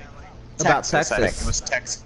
Text, okay. He got 21st in Texas and then 20th in Bristol, so he had the talent. He had the speed. The speed was there. That was Bristol though. Bristol, it's all I for mean, naught. he led for 20 laps in the 38 at Bristol in 2015. 16. I remember that race. I'm not gonna say anything on that because it was more strategy that got him those few laps late. That he stayed out. But with that, remember that was not an But he aero also held package off dependent Carl on clean. Edwards. That I mean, clean air definitely helped, but it was not an aero package dependent on clean air when Landon Castle held the lead for 20 laps. Also, remember this, up until about lap 450, Landon Castle was on the lead lap the entire race at Bristol this year. That was very. 2 laps down. That is actually only pretty 2 good. That he laps down. there that wasn't that double many O car, cautions. There was not that There were many not, cautions. Especially on Monday when it's dried up. That was a very clean race. It was a very clean race and a good race for Landon Castle. So speaking of this, up next in the Xfinity Series, we just talked about this. God, it's been a little bit since we talked. We spent a long time on the Xfinity Series, but it's Bristol, baby! Yet again, we're here with predictions for the Xfinity Series. What do we see happening? The Xfinity Series is I like to say, a series full of people who cannot drive and a series full of people who have a future in NASCAR. What do you think the Bristol race is going to be like for the Xfinity Series? Driving. Stage 2 of Kyle Busch I do not domination. know. Wait, actually, I Priest can, is I can driving. find that out More for likely you win. because the entry list was released. I can find I that thought out. Kyle Busch is in there because I looked at the paint schemes and it is NOS on the 18. Oh yeah, when Priest drives, he drives Rem, so. Yeah, he drives the Ream car, or when it's Priest. So Yes, the NOS 18 is means Kyle that- Busch, 19 is Brandon Jones, the 20 is Christopher Bell. So therefore, it'll be. So we stage all 2 of the know Kyle Busch Dream It's Team. going to be Kyle Busch and Christopher Bell battling the entire race. Kyle Larson is in this race. Joey Logano and so Chase Larson will Elliott. probably be up there. So Joey a Logano three-car and battle. Joey Logano and Chase Elliott are in the race as well. What's Elliott racing? 23 car. I believe 23. 20. Okay, he's not gonna do good then. I'm sorry. That car's not that good for him to do that well. Granted, the 23 did get a top 5. The 23 has won this year. Yeah, but whatever. Track. Whatever. But the Man. 23 has won. Spencer Gallagher had a top 5 in this race in the spring. So True. And it's The track 23 that's, is not you know. the 23 is the Chip Ganassi of the Cup Series. 23, it has Hendrick affiliation. So, or Junior Motorsports affiliation, I should say. Junior Is the truck Hendrick. series off this week? No, the Truck Series is they're also also Bristol, racing. which Race that will be those predictions will come at a time later. I You know, did but- not get a They'll come Bristol later. truck Sweet. pick. That's depressing. But we go on. Who do you think's winning? Kyle Busch Kyle or Busch. Christopher Bell. I'm gonna say We'll go Kyle Larson. Busch since Kyle Busch is here. 18 I- sweep Bristol. Larson can never win against Kyle Busch. It's Nobody proven thinks fact Allgaier now. goes back to back. True. Just I would not like going to nuts. see it, We'll get a but top 5, but I he's not going can't back see to it back. happening. Points. I'm just saying that is a proven fact. Larson can never be Kyle Busch. It has That not is- happened yet. That happens all the time here, including when Kyle Busch pushes them in the wall here, right? Totally. Do we think it's going to be a wreck fest as well? I mean, I think the Xfinity It's gonna night be a race at Bristol is mixture, going to be a wreck but It might fest. be a little bit more on the Wreckfest side. It's definitely more of. It's going to be more of a wreck fest than the Cup race. Honestly, Really? what I see Okay. is going to be, Yes. it's another Bristol race. It's the same Bristol that we all know and love for the last 20 years. It's going to be the same as always. All right then, I will be right back with drink. All right, we're talking about the Truck Series. Up next, Brett Moffitt wins in a thriller. It was close, but not quite enough. Close but no cigar for the 21 of Johnny Sauter. Brett Moffitt squeezes out the win at Michigan. What do you have to say about Brett Moffitt? Strictly Brett Moffitt. We'll get to Johnny Sauter in a second. That was an amazing win, but all I'd say about that is, about Brett Moffitt himself, his mustache is worse than Johnny Sauter's feelings after Well, the race. speaking of Brett Moffitt and Sauter, just like the Cup Series and Big 3, they're kind of the Big 2 right now in Xfinity. right? This is the fourth win, I believe. Hold on, I'm trying to. It's fourth win for Moffitt, I'm pretty sure. I'm trying to double check on that being his fourth. And I believe Sauter has 3. That was right yeah. now. Moffitt and Sauter have 4, and everybody else, Gregson, Haley, and Rhodes have 1. Enfinger, Friesen, and oh, before I get there, I forgot. Let's talk about the Xfinity Series playoffs. Did not get there. That was my bad. Rewind. Rewind. We go to the Xfinity Series playoffs. Playoff picture. We have Drivers locked in: Christopher Bell, Justin Allgaier, Tyler Reddick. Elliott Sadler's Sadler locked in on points. Sadler's locked definitely. in. Hamrick's locked in. Cole Custer's locked in on points. Brandon Jones has a great chance on points. Ryan Truex is 191. Austin Cindric's 154. Matt Tifft 143. Ryan Reed 109. But Ross Chastain on the bubble 49 ahead of Michael Annett. Ryan Sieg's Sadly, 100 I back. think Ross Chastain makes We're it talking because about Michael Xfinity Annett playoffs. is shit. Chastain makes it. I am back. Ross Chastain Chastain is the only driver I believe within distance of losing the playoff spot, but he's 49 ahead of the bubble. Do we think Chastain You want makes to know it? what's really I say shitty though? he's gonna make it. John Hunter Chastain- Nemechek is 14th in points. Oh, yeah, hold 50 on. back. He could still theoretically make it into the chase, but he's not eligible since he couldn't run all the races. He's technically eligible for this one and Xfinity, technically, because he ran for points in both somehow. But he's not eligible for the He's chase not eligible because for he the doesn't chase. run all the Yeah, races. But he could still be in the points. He could still get 12th in points by the end of the season. speaking of it, John Hunter would Actually- be 4 points behind Michael Annett right now, okay? So he's, and he's goddamn, 53. right there. And he hasn't raced everything, which is goddamn. And he's 53 behind Chastain. What truck races have John Hunter Nemechek made? He's not even in the truck points. I wish I remember- said you He's could not go racing full for truck screen. points. He's racing for Xfinity points, even though he's on a No, part I'm time looking at the remember- drivers that have Xfinity. 0 points. It doesn't show him. Remember, he Oh, it had a doesn't fueling show. problem in, I think it was Chicagoland, and lost the race. I didn't watch Chicago. Anyway. Remember, he lost it to Moffitt, just like coming through like 1 and 2, like. Oh, he had- now he I ran remember. out of fuel. Yes. But we move on now. Well, hold on. Did we get He everybody's has a truck opinion? win at Martinsville this season. I don't remember. He does. Anyway, the big three in or the big two in the truck series, Moffitt and Sauter, came close to the end at Michigan. Moffitt edged out Sauter at the end, as we said already. But thoughts on Moffitt? Louise loves to call him, remember the name Moffitt, back when he drove the 55 in the Cup Series. Yep. And we are certainly remembering And we are it now. definitely remembering his name, as he is tied now for the most wins this season with 4, with none other than Johnny Sauter. Thoughts on Brett Moffitt? Does he win this championship? What does he do in the playoffs?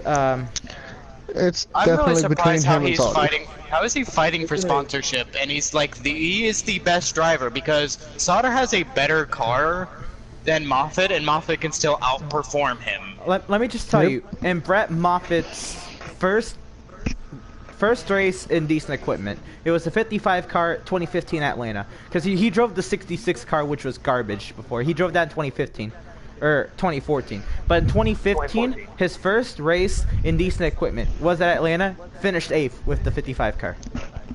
Mm-hmm. Finished That's 8th all I need to know in right the there. 55 car at Atlanta.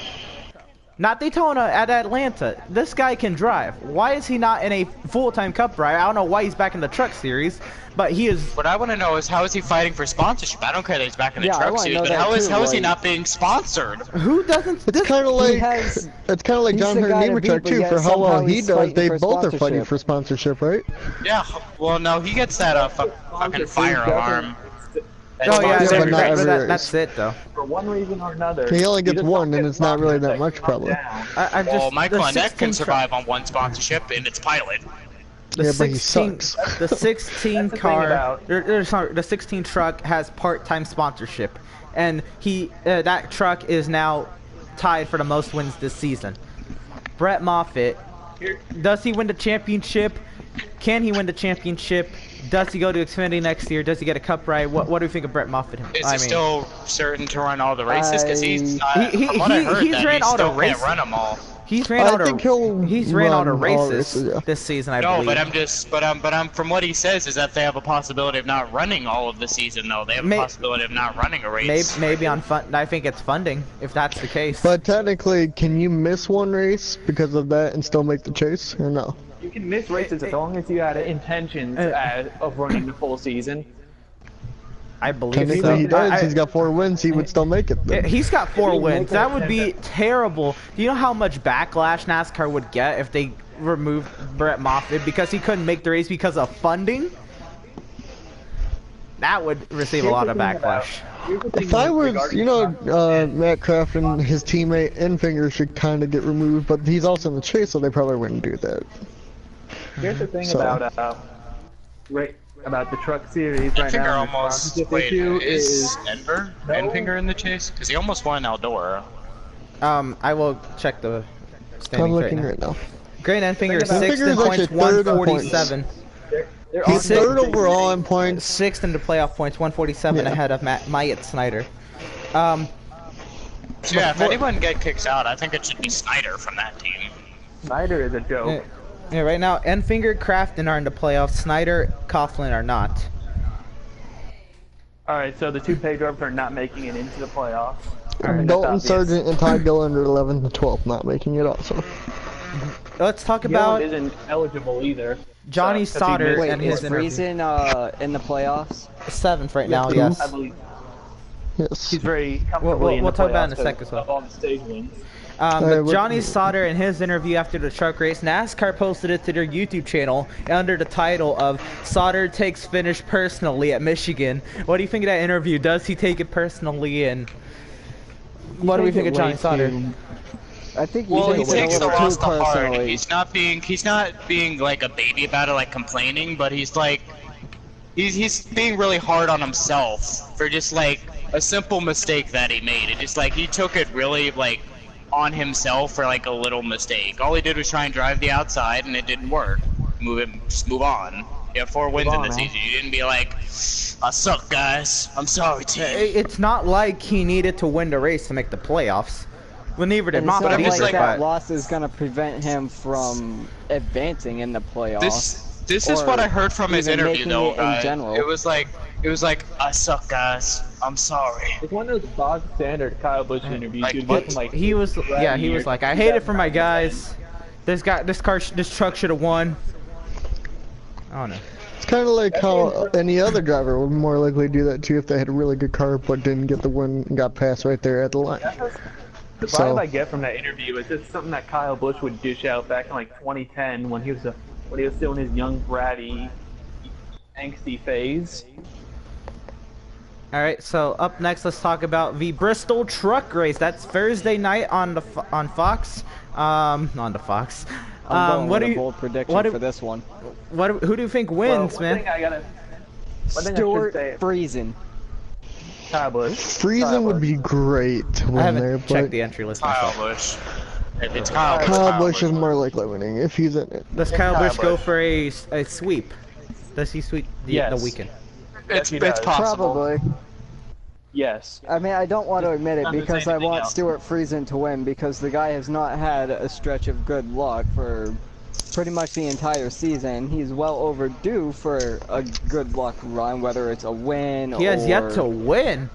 I'm shocked he hasn't won in a truck He Yeah, should yet. have won same. He Eldora. is really He was- good. He would have won if he got the outside on that final restart, but he got the inside. Yeah. Alright, I'm rechecking the entry list. Kyle Busch is not entered into this race for once. Okay, Stuart Friesen has a chance. The Yeah, Busch So Same Kyle thing. Busch cannot sweep Kyle the Busch entire sucks. weekend. He can sweep the Xfinity Cup. but he Wait, cannot I know sweep why. Because he can't run any more truck races. I think he ran all of his truck races already. Alright, so the trucks sense. that are entered I'm under surprised he Kyle wouldn't Busch keep stable Bristol as are two of the ones he would have done though. obviously, Yeah, I think he would. I thought he would have tried for a sweep. I would have thought he would have gone Burton. for it. and Herbst. Those are the guys who are in the Kyle I thought it Busch was his stable. favorite track, so I think he ran all of them. You would have thought he would have saved this one. alright, looking at the points though, if you guys want to yeah. go back to that. So yeah, real we'll quick. talk about playoffs. Grant Enfinger 147 above the cutoff, Stuart Friesen 133 above the cutoff, and Matt Crafton 94 above the cutoff. Do they make it? Who doesn't Crafton's make it? 8th, last one in. I'd Snyder's the say one out, Friesen and then Cody does make Coughlin. it pending that So. he puts together a few great runs pending- and maybe gets the win that he needs. I think everybody pending that's the- in the playoffs right now for the trucks is staying there. It looks like a pretty big margin even for Matt Crafton. Pending any But remember, the OPs. playoffs don't start at the same time for all three of these series. They No, don't they start do at the same not. time. Myatt Snyder, Cody This Coughlin is are the with. last race before the Myatt Snyder playoffs are is done. 94 behind Crafton. Cody Coughlin is 117. Dalton Sargent 120. Todd Gilliland 126. Those are all very good drivers. I think should have made Todd the Gilliland playoffs. is not eligible. Todd Gillen is not eligible. He's technically the one out, and they're showing that he's Well, out. they put him in the He playoff didn't make all standings. the truck races. They put him in the playoff standings. Don't ask me, but they put him in the playoff standings. Yeah, they did. So. He's not. The NASCAR app has him in the playoff standings, so he's not. Okay, races, looking I at don't the know. rest of their truck field, they're more likely not fast enough though. Austin Hill and Austin Wayne Self are the next two. 277 points out from like the leader. Not and all even. that. I can't see anything I under don't 12. see them making it. I don't think they're And before mathematically Jordan Anderson eligible went to Bristol. make it, unless the only way they will make it is That's a why I win. said I think technically the truck standings are The only locked. one That's why under they the only have 8 cutoff that I people. think can win is Todd Gilliland. What about Snyder? But he's not eligible. Mike Snyder, I don't think can win in the Mike upcoming Snyder races. and Cody Coughlin do not have the talent to win a Dalton race. Sargent They're is not underrated, and I think he could get a great finish. He wouldn't make the Dalton playoffs this year, but Sargent- maybe next year. But he, Should have a win by this but he's point in the still- season. He's suffering from rookie syndrome, where he is not getting the full potential of his truck. It's a good truck, but he's not. That's getting what the full happens half the potential. time now, though. It seems like everybody that comes in to trucks or Xfinity suck, and when they get the cup, they're also going to continue to suck. Unless you're like, Christopher Bell, who did good in both, but when he gets the cup, he probably won't do as well in his first year, unless he magically impresses everybody. One thing I have to mention before we get off the truck segment, going back to Michigan, Jordan Anderson got a really decent finish of 13th place, his second best finish of the season. Okay, so that's it for Bristol, Yeah, and very that's good. it for the playoff standings. We have a phone-in segment, and the following photos you see in the podcast will be all taken from this person, Luis Torres, very good friend of ours. He's been trying to make the podcast the past couple weeks, but Luis has not been able to make it right now. He's out of town, but we have him on the phone right now to talk about his weekend at Evergreen Speedway. Luis, how are you doing today? I've been doing okay. I wish my sleeping habits would have been a lot better. But before I go on, I wanted to mention that the reason why Todd is in that playoff hunt, which, by the way, I don't think he'll make it, sadly, is because remember, he couldn't run the opening part of the season because he was not 18 yet. So the 18-year-old rule where you cannot run on tracks bigger than a mile or something like that. I do recall. That's why he's on that. All right, but we heard this weekend you had the chance to watch the NASCAR K&N Pro Series, the NASCAR K&N West Pro Series race at Evergreen Speedway. You attended the race and you took many lovely photos that we have on the podcast right now. You want to talk to us about the weekend and just go through in detail of the weekend. Tell us about the race, who won, what happened. But he had told me earlier. Tell me about it. Well, yeah, of course, the race itself will be on NBC at 10 tomorrow at 6 p.m. Eastern, 3 o'clock Pacific, and Texas time will be about 5 p.m. So, yeah, so this contains some spoilers, but here's how it went down. Well, first off, the weather could have been a lot better. Mother Nature was battling the entire day, which is surprising because at this point in mid-August, rain should not be a factor. It's been hot and warm in Washington, so the weather that we had on Saturday was ideal, but when it comes to K&N, they cannot run the rain tires. They don't have that package on short track ovals, whereas like street stocks and all that stuff in between, excluding the super late models, they can run in the rain without any problem. Then as a result, they had to cancel one practice session and they barely got qualified anytime. What I mean barely, here's why. So first off, Derek Krause in the number 16 Napa Auto Parts Toyota got pole. His teammate Cole Rouse on the number 99 Napa Auto Filters, the same car that Chris Eggleston, who drives part-time for David Gilliland Crossley in the Truck Series, led all 154 laps a year prior. He cut a tire in around turn number 1, and I barely caught the wreck on my photo lens because it was that instant that I didn't caught it right away. With you'll see there is pancaked the right side. It was the right front tire that went down. He was fourth quickest, but he had to get out the backup car. So it's kind of interesting how the Bill McAnally racing team had one glory moment with Krause on the pole, and then Derek Rouse had to fall the backup. A little interesting tidbit note on the one who started 15th and last is the number 34 of Armani Williams, who was making his Can-Am West debut for the 34 team of Sean Merriman, and of course, teammate of Cody Vanderwall in the 43, which, by the way, Cody Vanderwall a year ago had Can-Am as a sponsor. Now, a year later, while he's won a couple times this season, he has your name here on his hood. It's kind of sad, but hey, at least Vanderwall keeps on winning, so hopefully somebody picks him up soon. Quite an interesting character when I was taking photos, which you'll not see on that one, on the slide. So, back to Armani Williams. He made one Can-Am. He started Memphis, you know, the good old Memphis track where the winner used to get an Elvis trophy for the track series, and the track that Rick Corelli nearly died. It was interesting. That's another story win in itself. And also the race that Brad Keselowski broke through because he had much great suspension when he got into it with, I recall, it might have been Bobby East or some other yayo. I can't remember. But yeah, he's the first openly NASCAR driver to have autism that's ever competed in a regional NASCAR event. So kudos to him, and he's doing what he loves. Unfortunately, his race didn't last that long. He had overheating issues, and he had to take a 15th finish, which will be his first Can-Am West start, gets his first career last car finish, last car victory, which, if you don't know what last car is, it's pretty much a compilation of drivers who finished in dead laps that Brock Beard had started. And for those who've been following Emerson's channel for the longest of time, you might have heard of last car reference then and there.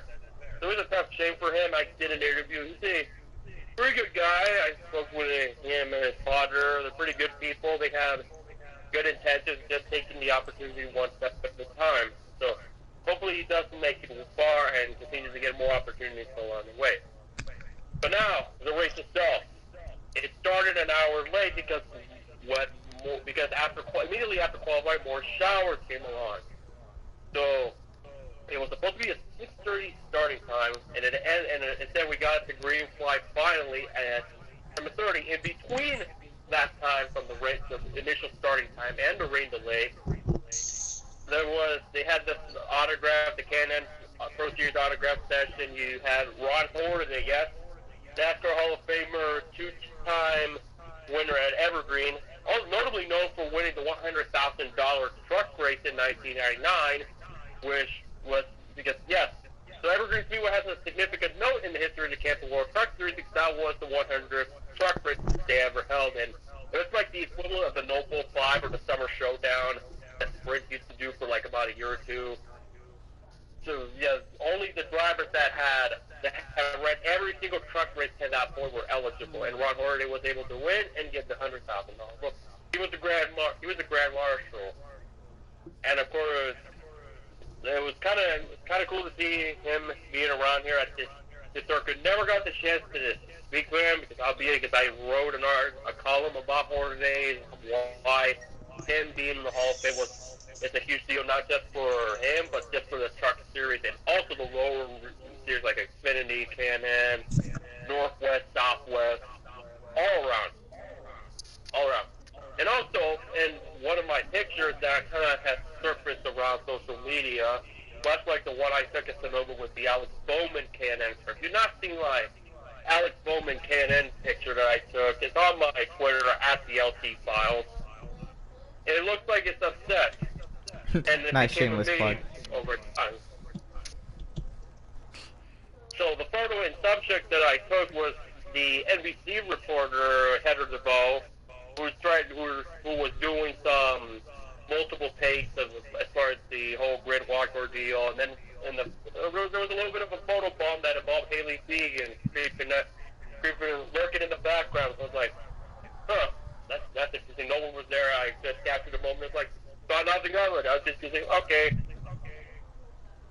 I've got to remember who that reporter name was because I had a blank and I could not remember. I knew it was not Hannah Newhouse, or I definitely knew it was not the pit reporter from the Modified. Definitely not. So I had to remember, and then I realized, oh, it was Heather, mostly. It had her, and then like, yeah, here's an interesting photo because when it comes to taking photos of cars, it's no joke. When it comes to doing like human interest photos that I capture in the moment, I usually catch that and catch that really well. So finally, the green flag came out, and boy, Derek Kraus in the 16 put on a clinic. Nobody could catch him. He already had one point. He had like a 5-second lead over Derek Thorne, the championship leader, and the number 6 Sunrise Ford. A car that with the drivers that have driven that car in the past, Dylan Lupton, and yeah, Dylan Lupton. Remember him? He was an Xfinity driver a couple times. He had a car that said Fatal, which sadly that team has pretty much become defunct, unfortunately. Not because they were bad, they're just because of the owner's health problems. Pretty much put him out of the sport. Which I don't think I've heard any updates as far as what's happened to the owner. I hope he's doing all right, but he had a 5-second lead over Thorne, the number 6. Which originally, I might add, it was supposed to be a tie in the championship between Derek Thorne in the 6 and Ryan Partridge in the 9. But I did not hear about this news until hours before the race that Partridge got a 12-point penalty for failing post-race due to a shock absorber violation, and as a result, his crew chief got suspended. He lost 12 driver and owner points. So essentially, the whole hype about there's a tie in the championship. Nope, it was only, and Derek Thorne had a 12-point lead officially once the green flag dropped. So nobody could catch Kraus. He's just at a different zip code. And then about lap 86, the caution came out abruptly. I was wondering, it wasn't for rain. It was actually for threatening skies. There was supposed to be huge lightning and thunderstorms surrounding the Evergreen Speedway. Ran about 10 laps under caution, and then for one moment they were about to go 1 to go, but when the flagman went 1 to go, like 30 seconds earlier, it started to rain quite a bit. So I'm like, you sure you want to wait? You want to go 1 to go when it's showering? Do you not remember what happened to the Winston in 2001? Fortunately, they waved it off, and then they decided to bring it in on lap 97, and the red flag came out. Here was the problem. The question is, will the storm come along? Will that be it? Will that be it? Will they call it? Because they do have segment breaks. They have 2 of them. Essentially, they ended up, as the race went by, it was only just 1 because it's a stretching side. They pretty much tried to add a long segment break. So, and also the Super Late Model race was postponed. I basically knew they were not going to get it in because if they don't get it in by 10 p.m., they're going to postpone the Super Late Models. So the race went back under green. Under an hour later, there were no thunderstorms. It went away, and a reasonable distance were not going to affect the outcome of the race. And Derek Kraus kept dominating again. So then on lap 116, which I did not find out until after the fact, when I was trying to figure out what's going on with Kraus, he ran out of fuel. He ran the first 115 laps, and he ran out of fuel. They opened the hood to see what was going on, but they found out it was just he ran out of gas, like Truex in Michigan. He ran out of gas. He lost 3 laps. But I would tell you, Derek Kraus was still driving like he definitely had the best car because he was passing cars inside the top 5 while he was out of contention. He was, I think, the third. I think he caught up to Ryan Partridge. Shows you how quick he was, but that's what happens. You may have the best car, but you don't. You may get snake bit. And then on lap number 121, there was a 4, and then which I found out was a 5-car crash in turn number 1. I didn't see what happened. I don't know what happened because I was at turn 4 when this thing happened. All I saw from my 200 through my large camera lens, and I saw was Takuma Koga in the 11 and Todd Souza in the 13. So I was thinking, there must have been a big wreck, a lot of voters to bring out the red flag, which they did. And then, as I was trying to figure out what is going on, I think none of the drivers that were involved seemed interested to get an interview. I wasn't going to bother them because I can tell they were not happy. Will Rogers, who won Sonoma, who lost to Brett Moffitt at Washington in the Can-Am East race, Justin not had a good car at all. I was surprised that he didn't have a good car because he finished runner-up a year ago to Chris Eggleston. So, and he basically was the only car in the field out of the 15-car field that had a Gen 5 body style. Everybody else had the Gen 6 look. And even with that, I might have been down or just going to get it right to do well. It was just disappointing. And then he and I believe I know for a fact it was Susan's one of Susan's crew members that was just having a conversation. It kind of looked like it wasn't necessarily kind conversation. There's like hand motions and all that stuff. So that was conversation number one. Conversation number two is what that I sent you guys in the EWRL chat, where Takuma Koga, which I firmly believe all but confirmed that he might have caused the wreck. There was several crew members, like 2 or 3, were shouting profane words, verbally attacking him. It was about to get ugly. I could have cast the footage. Could have been a lot better. Matt Weaver has with all the shit that he does in the short track. Excuse me. All the stuff that he does in the short track is quite frankly up to par. And even he caught the Joey Gates and the Rochette Spain ordeal. There was one of the crew members that told me twice to beat off to get it to go away, and I figured I was not in the greatest mood by that point. It was a long night. I wasn't going to put up with it, so I decided, well, I'll just step away and just record my speed. I would have just cut it right there, and then possibly it would have gotten more notoriety. The shows you that my Twitter ain't you know what, where nobody gets and what I post, even though I'm a reporter. Harsh business, but seems like Koga has no friends, and if that were to blow up, I would imagine those two members would have been suspended or vice versa. We'll never know. I'll never know. And then once the race resumed, Derek Thorne, out of all of this, Derek Thorne was the new leader. We got the crowd out of the field. And Derek Thorne scored his second win, his first at Evergreen, and now has an 18-point lead over Brian Parker, who finished third. Cole Rouse in the 99, who wrecked in qualifying, got a runner-up finish. And after trying to catch, he was catching him at one point, but last traffic got in the way. And that kind of ended any opportunity he had to go to victory lane. It was smoking in the hood. And while all that was happening, Tyler Tanner, a local driver that drives at Evergreen and the Super Lane model, he was supposed to do double duty, but because of weather, couldn't do that. He got fifth under controversial circumstances. When you see it on I'll find out on what exactly happened. Apparently, there might have been contact between Tyler Tanner and Haley Deegan for fifth, where she dropped from fifth to seventh, and it was kind of a chit-chat behind me in the pit. And it seemed like conversation number 3.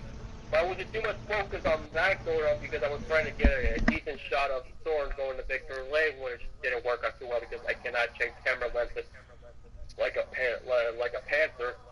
So I would have liked to get better photos, but it was 10:30. It was already late. I wasn't sure I was going to get decent photos in the nighttime, but for him, this win is huge, and for that penalty for Ryan Parker, that's going to probably come back to bite him. As far as the next K&N race, it will be at Gateway, which, like in Iowa, it's going to be a combination race between the East and the West. So we'll see if he'll be a contender or Tyler Ankrum from the East is going to probably dominate again like he's done for most of the season. Overall, from a reporter standpoint, the photography I felt like they turned out really well. I wasn't too necessarily satisfied with my reporting, to be quite frank, because I would have liked to have gotten more interviews, but I didn't find out I was going to cover the race until Thursday. I had to call to figure out if I got approved or not. There's no way I was going to get what I would have liked. And so more likely my next on assignment will be IndyCar's return to Portland, which I hope I give you all guys the insight of what's going on down in Portland. But yeah, that's about it as far as the K&N race is concerned. It was quite dramatic for the second time doing this kind of thing for Motorsports Tribune. All right, thank you, Luis. Very in-depth analysis of what happened at the Evergreen Speedway this past weekend for the K&N Pro Series West race. Basically, what he had said, if had you not caught all of it, was that it was a long weekend. He got many pictures of cars through practice. There was a lot of rain after qualifying. They had to delay the race. In the middle of the race, they had a red flag for rain. Sounded like a short track racing kind of night. There was a lot of fights, a lot of crashes. Derek Kraus dominated the first part of the race. Then closer towards the end, or after he ran out of fuel, closer towards the end, Derek Forn had dominated there at the end. Takes over the points lead. He got picture of a NBCSN reporter and Haley Deegan photobombing. And he interviewed NASCAR's first openly autistic driver, Armani Williams, in his first ever K&N Pro Series West start and second ever NASCAR start. Am I correct on that? He's driven a couple of Pinty's races, but as far as the K&N Pro Series, it is the second start total. He drove one at Memphis in the East. And as far as that crash, that was the only crash of the day that warranted a toss, and everything else is pretty much calm and clean, but intense battle behind the leader. All right, well, thank you for these great pictures. If you don't know who Luis is, Luis Torres, he's a writer for the Motorsports Tribune, and he's a reporter. Follow his Twitter at VLT Files. He does a lot of in-race reporting. Well, not in the race, but like during the races, he reports everything. If you're not able to watch it, he gives great updates. If he goes to an event, he takes great photos and updates from where he can see. He's a great guy. He's aspiring to become a bigger media personality, and yeah. Do you have any? And also, I do have like a YouTube channel as well. Oh yeah, he's the red flag man, the red flag guy. He does the every red flag of X Winston Cup season, or I hear you're starting to do Xfinity Series. I'm hoping to do Xfinity, and if anybody watches it, if anybody has anything like photo, info, video of that Max Coleman wreck at Iowa, I would highly appreciate it. Oh, the one that brought out the red flag at Iowa, yeah. That NBCSN did not get any coverage of, just terrible. Not just Griff Dog has never acknowledged the fact whether he filmed it or not, which is kind of bothersome because I could use any info. I would appreciate it. Either way, just gonna show up just tape for elaborating on the wreck, and then I'm just gonna probably figure out a way how I can. I'll probably contact somebody that reenacts cracks that kind of make one. I don't know. Probably have to do something. I don't know. All right. Well, thank you for your time here on the Motorsports Podcast. We hope to see you next week here in the party. Maybe give us your opinions firsthand. But until then, I really appreciate you watching the stream and giving your opinions in the comments. I really appreciate the support and really appreciate the content you've given for us this week. Well, thank you. I really appreciate it. I'm glad to give you all the insights and updates. And for now, until we meet again, I'll be back in the chat. All right. Bye-bye. That was a fucking interview. Oh damn! Luis does some great interview. Well, if you need help with interviews, or He went into fucking detail, man. That was some fucking detail. He was in. he pays attention to what he sees. He got a degree in media broadcasting. I forget what his degree actually was, but he graduated from the University of Idaho, and he got a degree in broadcasting. I forget what specifically, but yeah, he takes reporting seriously, racing seriously, reporting racing. He takes that seriously, and I was getting kind of worried that the interview was running really long, but he covered everything. I was like, he did a good job. Damn! He's covering like everything that happened, like everything. It's a one-man show if you want to race. interview. This is a podcast, after all. We can run as long as we want.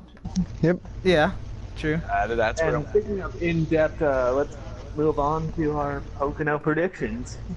Oh yeah, before we get to lovely F1, you'll get a glimpse at all the drivers. We'll go ahead and IndyCar Pocono up this weekend. Looking to be a great race. It's fun. IndyCar at any oval is a lot of fun to watch. Malenko gave us the great insight last week. I hope people have a little bit more insight this week. What do we see at Pocono for the IndyCar series? If not, I guess we go back to Malenko, our IndyCar master. I wouldn't call it IndyCar master, but I'm just... Out of us, you are. Malenko's not going. I'm just like, out of anything, it's literally just like, we're just going into it and see if the championship's up for grabs or not. That's all Pocono is at this point. On the rest of the season, like, Pocono is basically, if Dixon wrecks, that gives Rossi and Newgarden a shot. If Dixon is able to hold a top 10 and not wreck, he's fine. He's probably going to be able to point his way to the championship, and it's just going to be fine. I think you see in this lovely picture here we have of last year's Pocono race, Scott Dixon's dead center of the field. So that's not where you want to be at Pocono heading into turn 1. The thing I didn't know about is, notice this, I've watched every Pocono race since they've come back, and Scott Dixon has tended to struggle at Pocono. This is not one of his better race tracks. He's pretty lackluster. But I don't really see, because Newgarden struggles at big ovals too, though. He doesn't do that good at Texas or the Indy 500 or Pocono. So. Well, Penske in general has struggled on the ovals this year. Except for Will Power. Will Power is like a goat. The new oval master. He has taken Eddie Carpenter's title as the oval master. That's actually my pick to win Pocono. This is my pick, Will Power. He is my pick to win as well. I think there's nobody is stronger, and Pocono again races a lot like Indianapolis, and if that's the case, it's gonna be a good battle. If I remember, the first race back at Pocono, Dixon did win though. Did he? I'll have to look back into results for that. I was there for the first Pocono race. I don't remember who won, but I thought it was Dixon that won the first Pocono race back. I'll look at the stats because I think they came back in 2014. Yeah, I was there for the race. I remember Sato wrecked on pit lane. I think it was Montoya that won the first race back. I don't remember Montoya winning. I remember something about that along the lines of they set the new speed record for IndyCar history. That was the fastest race ever at 202 mile an hour average. And it was Montoya that took the win, his first win returning to IndyCar after his NASCAR stand. The only thing I really remember from the first race when I was there back at Pocono was Sato wrecked on pit lane somehow, all by himself. No, Sato? Like, he was just going down pit lane and he just like hit the fucking pit lane wall. Good job, Sato. So that's Sato. speaking of IndyCar, we hope all eyes will be on this IndyCar race. As Malenko said, this is going to be one of the title deciding races.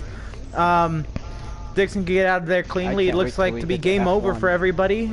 If he has some issues, well, it's time to bring it on. But from IndyCar, we have some very interesting, very crazy news, but not to the point where we didn't expect it.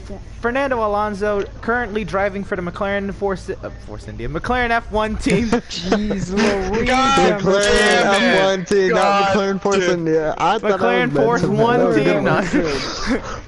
Alright, but Fernando Alonso announced his retirement from F1 earlier today, actually. Depressed. Yes, this morning. But maybe not depressed. Yeah, I had no idea he had announced his retirement. Maybe not home. depressed because he is more likely going to IndyCar now. Transitioning from IndyCar, Fernando Alonso now he has his eyes clearly set on because you know Fernando Alonso, he is a racer. He wants to race. He wants to be competitive. I don't think he's retiring from racing. Everybody still speculates he's going to IndyCar, and now it's even a bigger than ever possibility he can be heading to IndyCar next season. And McLaren, the only other possibility I see Fernando having though is going to endurance because he's also done races there this year and done 2 that. races in He's still in endurance. the WEC. Yes, he is. He's currently slated in the WEC Super Season. season, but that ends at Le Mans next season, or next year, I should say. So after that point, he has from June until 2020 before he could do anything. So, and none of the IndyCar races conflict with the super season. That would be very, very interesting to see. We all know Fernando Alonso. Well, we don't know, but we can pretty much assume he is not done with racing. He's a very competitive driver, and he wants to continue. He's retiring. He's retiring from F1 because he knows his team, the teams that he can go to, is not going to be competitive. And he's at the stretch of his career where it's going to be. It's like his last shot's to be competitive and win races, and he wants to show that he can still be up there and win races before he's completely done. So he's going to go back to IndyCar, probably give good one season in IndyCar, probably hope for like 2 wins and at least a top 3 in points. And call it I think Alonso. I think if he does that, he'll probably run the rest of his career in an endurance series. I was going to say, I don't assume Alonso will be done with the career at IndyCar if he gives it another 1, 2, maybe even 3 seasons, however long he decides to stay in IndyCar. What most drivers do when they, I consider it the quote retiring home of racing, is sports car racing, because many drivers who have dominated or even just had a decent time in any other motorsport goes on to sports car racing and lives until they're like 70, 80 years old in sports cars. They also do that because they need a lot of people in that series too, and they ain't gonna have that many rookies always coming in. You see the big names from other motorsports will draw more fans to that sports car series, which again adds on to the point that Jim France is right now the CEO of one of the fastest growing motorsports in the nation, at the least, IMSA, and there's a lot of great motorsports personalities and names in IMSA. Yeah, so Fernando Alonso more than likely heading to IndyCar. We'll go on, since I said Force India earlier. Now talking about the Force India scandal. Now close. Lovely Lawrence Stroll. We have our very own personal Force India analysis. Larry, just take it away. You got this. You got this, Larry. Just take it away. Okay, so Lawrence Stroll directly did not buy Force India. It's a Canadian group that he leads that came together to buy Force India. Now, the speculation is that for 2019 and likely beyond, is that unfortunately Lance Stroll will be going from Williams to the Force India.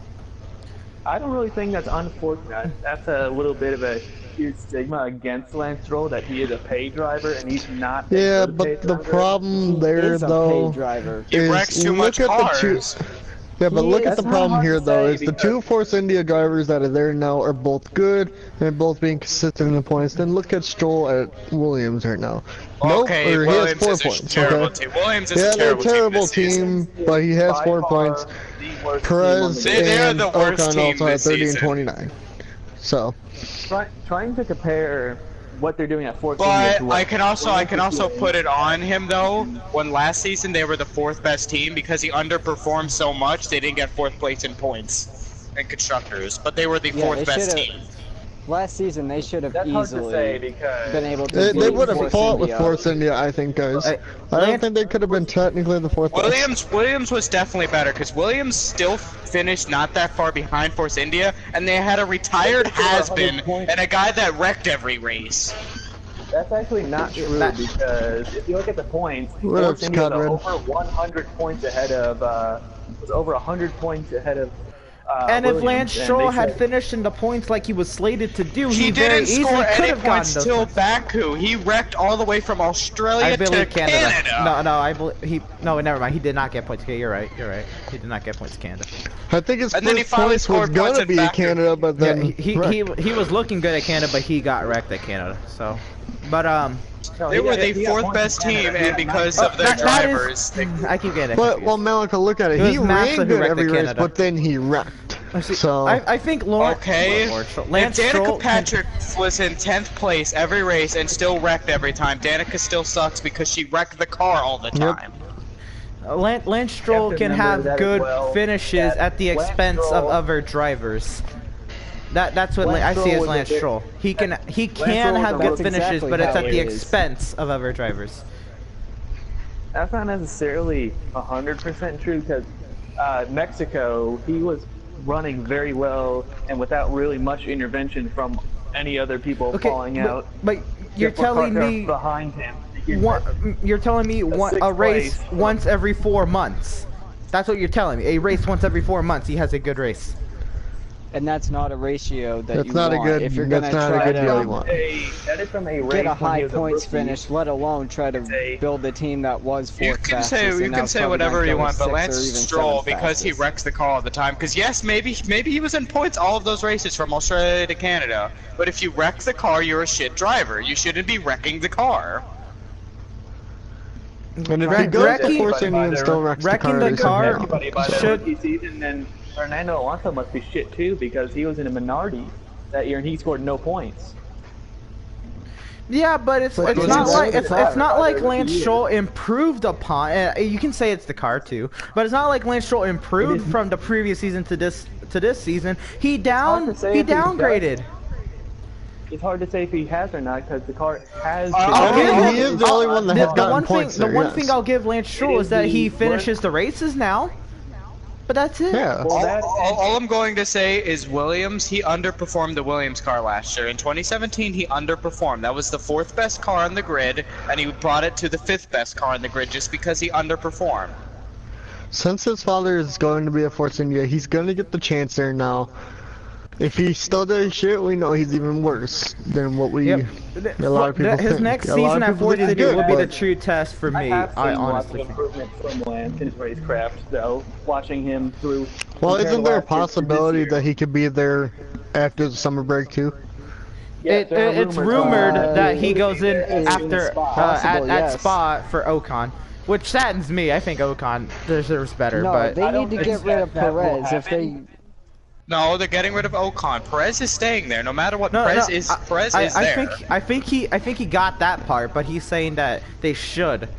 I think Larry knows. Yes, I get that Perez is staying, but he should be gonna the happen to one Ocon? that goes because. Probably Mercedes reserve Ocon driver or is gets out there younger.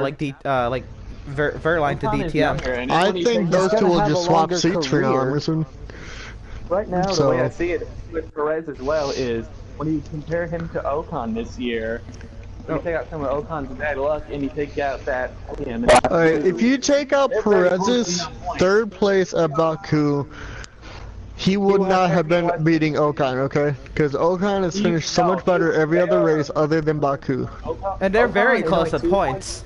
So if you want to Yeah. say they're Only 3 both points they're apart. both I believe they're both performing. They're not overperforming. They're not underperforming. I think they're both performing at the rate of the car. With what they have, they're performing the car. I don't think they're over. I don't think they're underperforming. I just think they're neutral with the See, car. Like I Okay. said, BG is complaining about people running the car to their pace, but he's not complaining about Lance Stroll underperforming. okay, There it BG, look is. at this. underperforming Force at all India this is on a year. down low also this year with Williams because Force India was almost going Well, to it's bankruptcy. hard to and stuff like that. underperform the worst car on the grid. That's like staring at fucking Pascal It's like Verlaine saying that and Manor, and he finishes 20th place every race. Oh, he's underperforming. How do you underperform the worst car on the grid?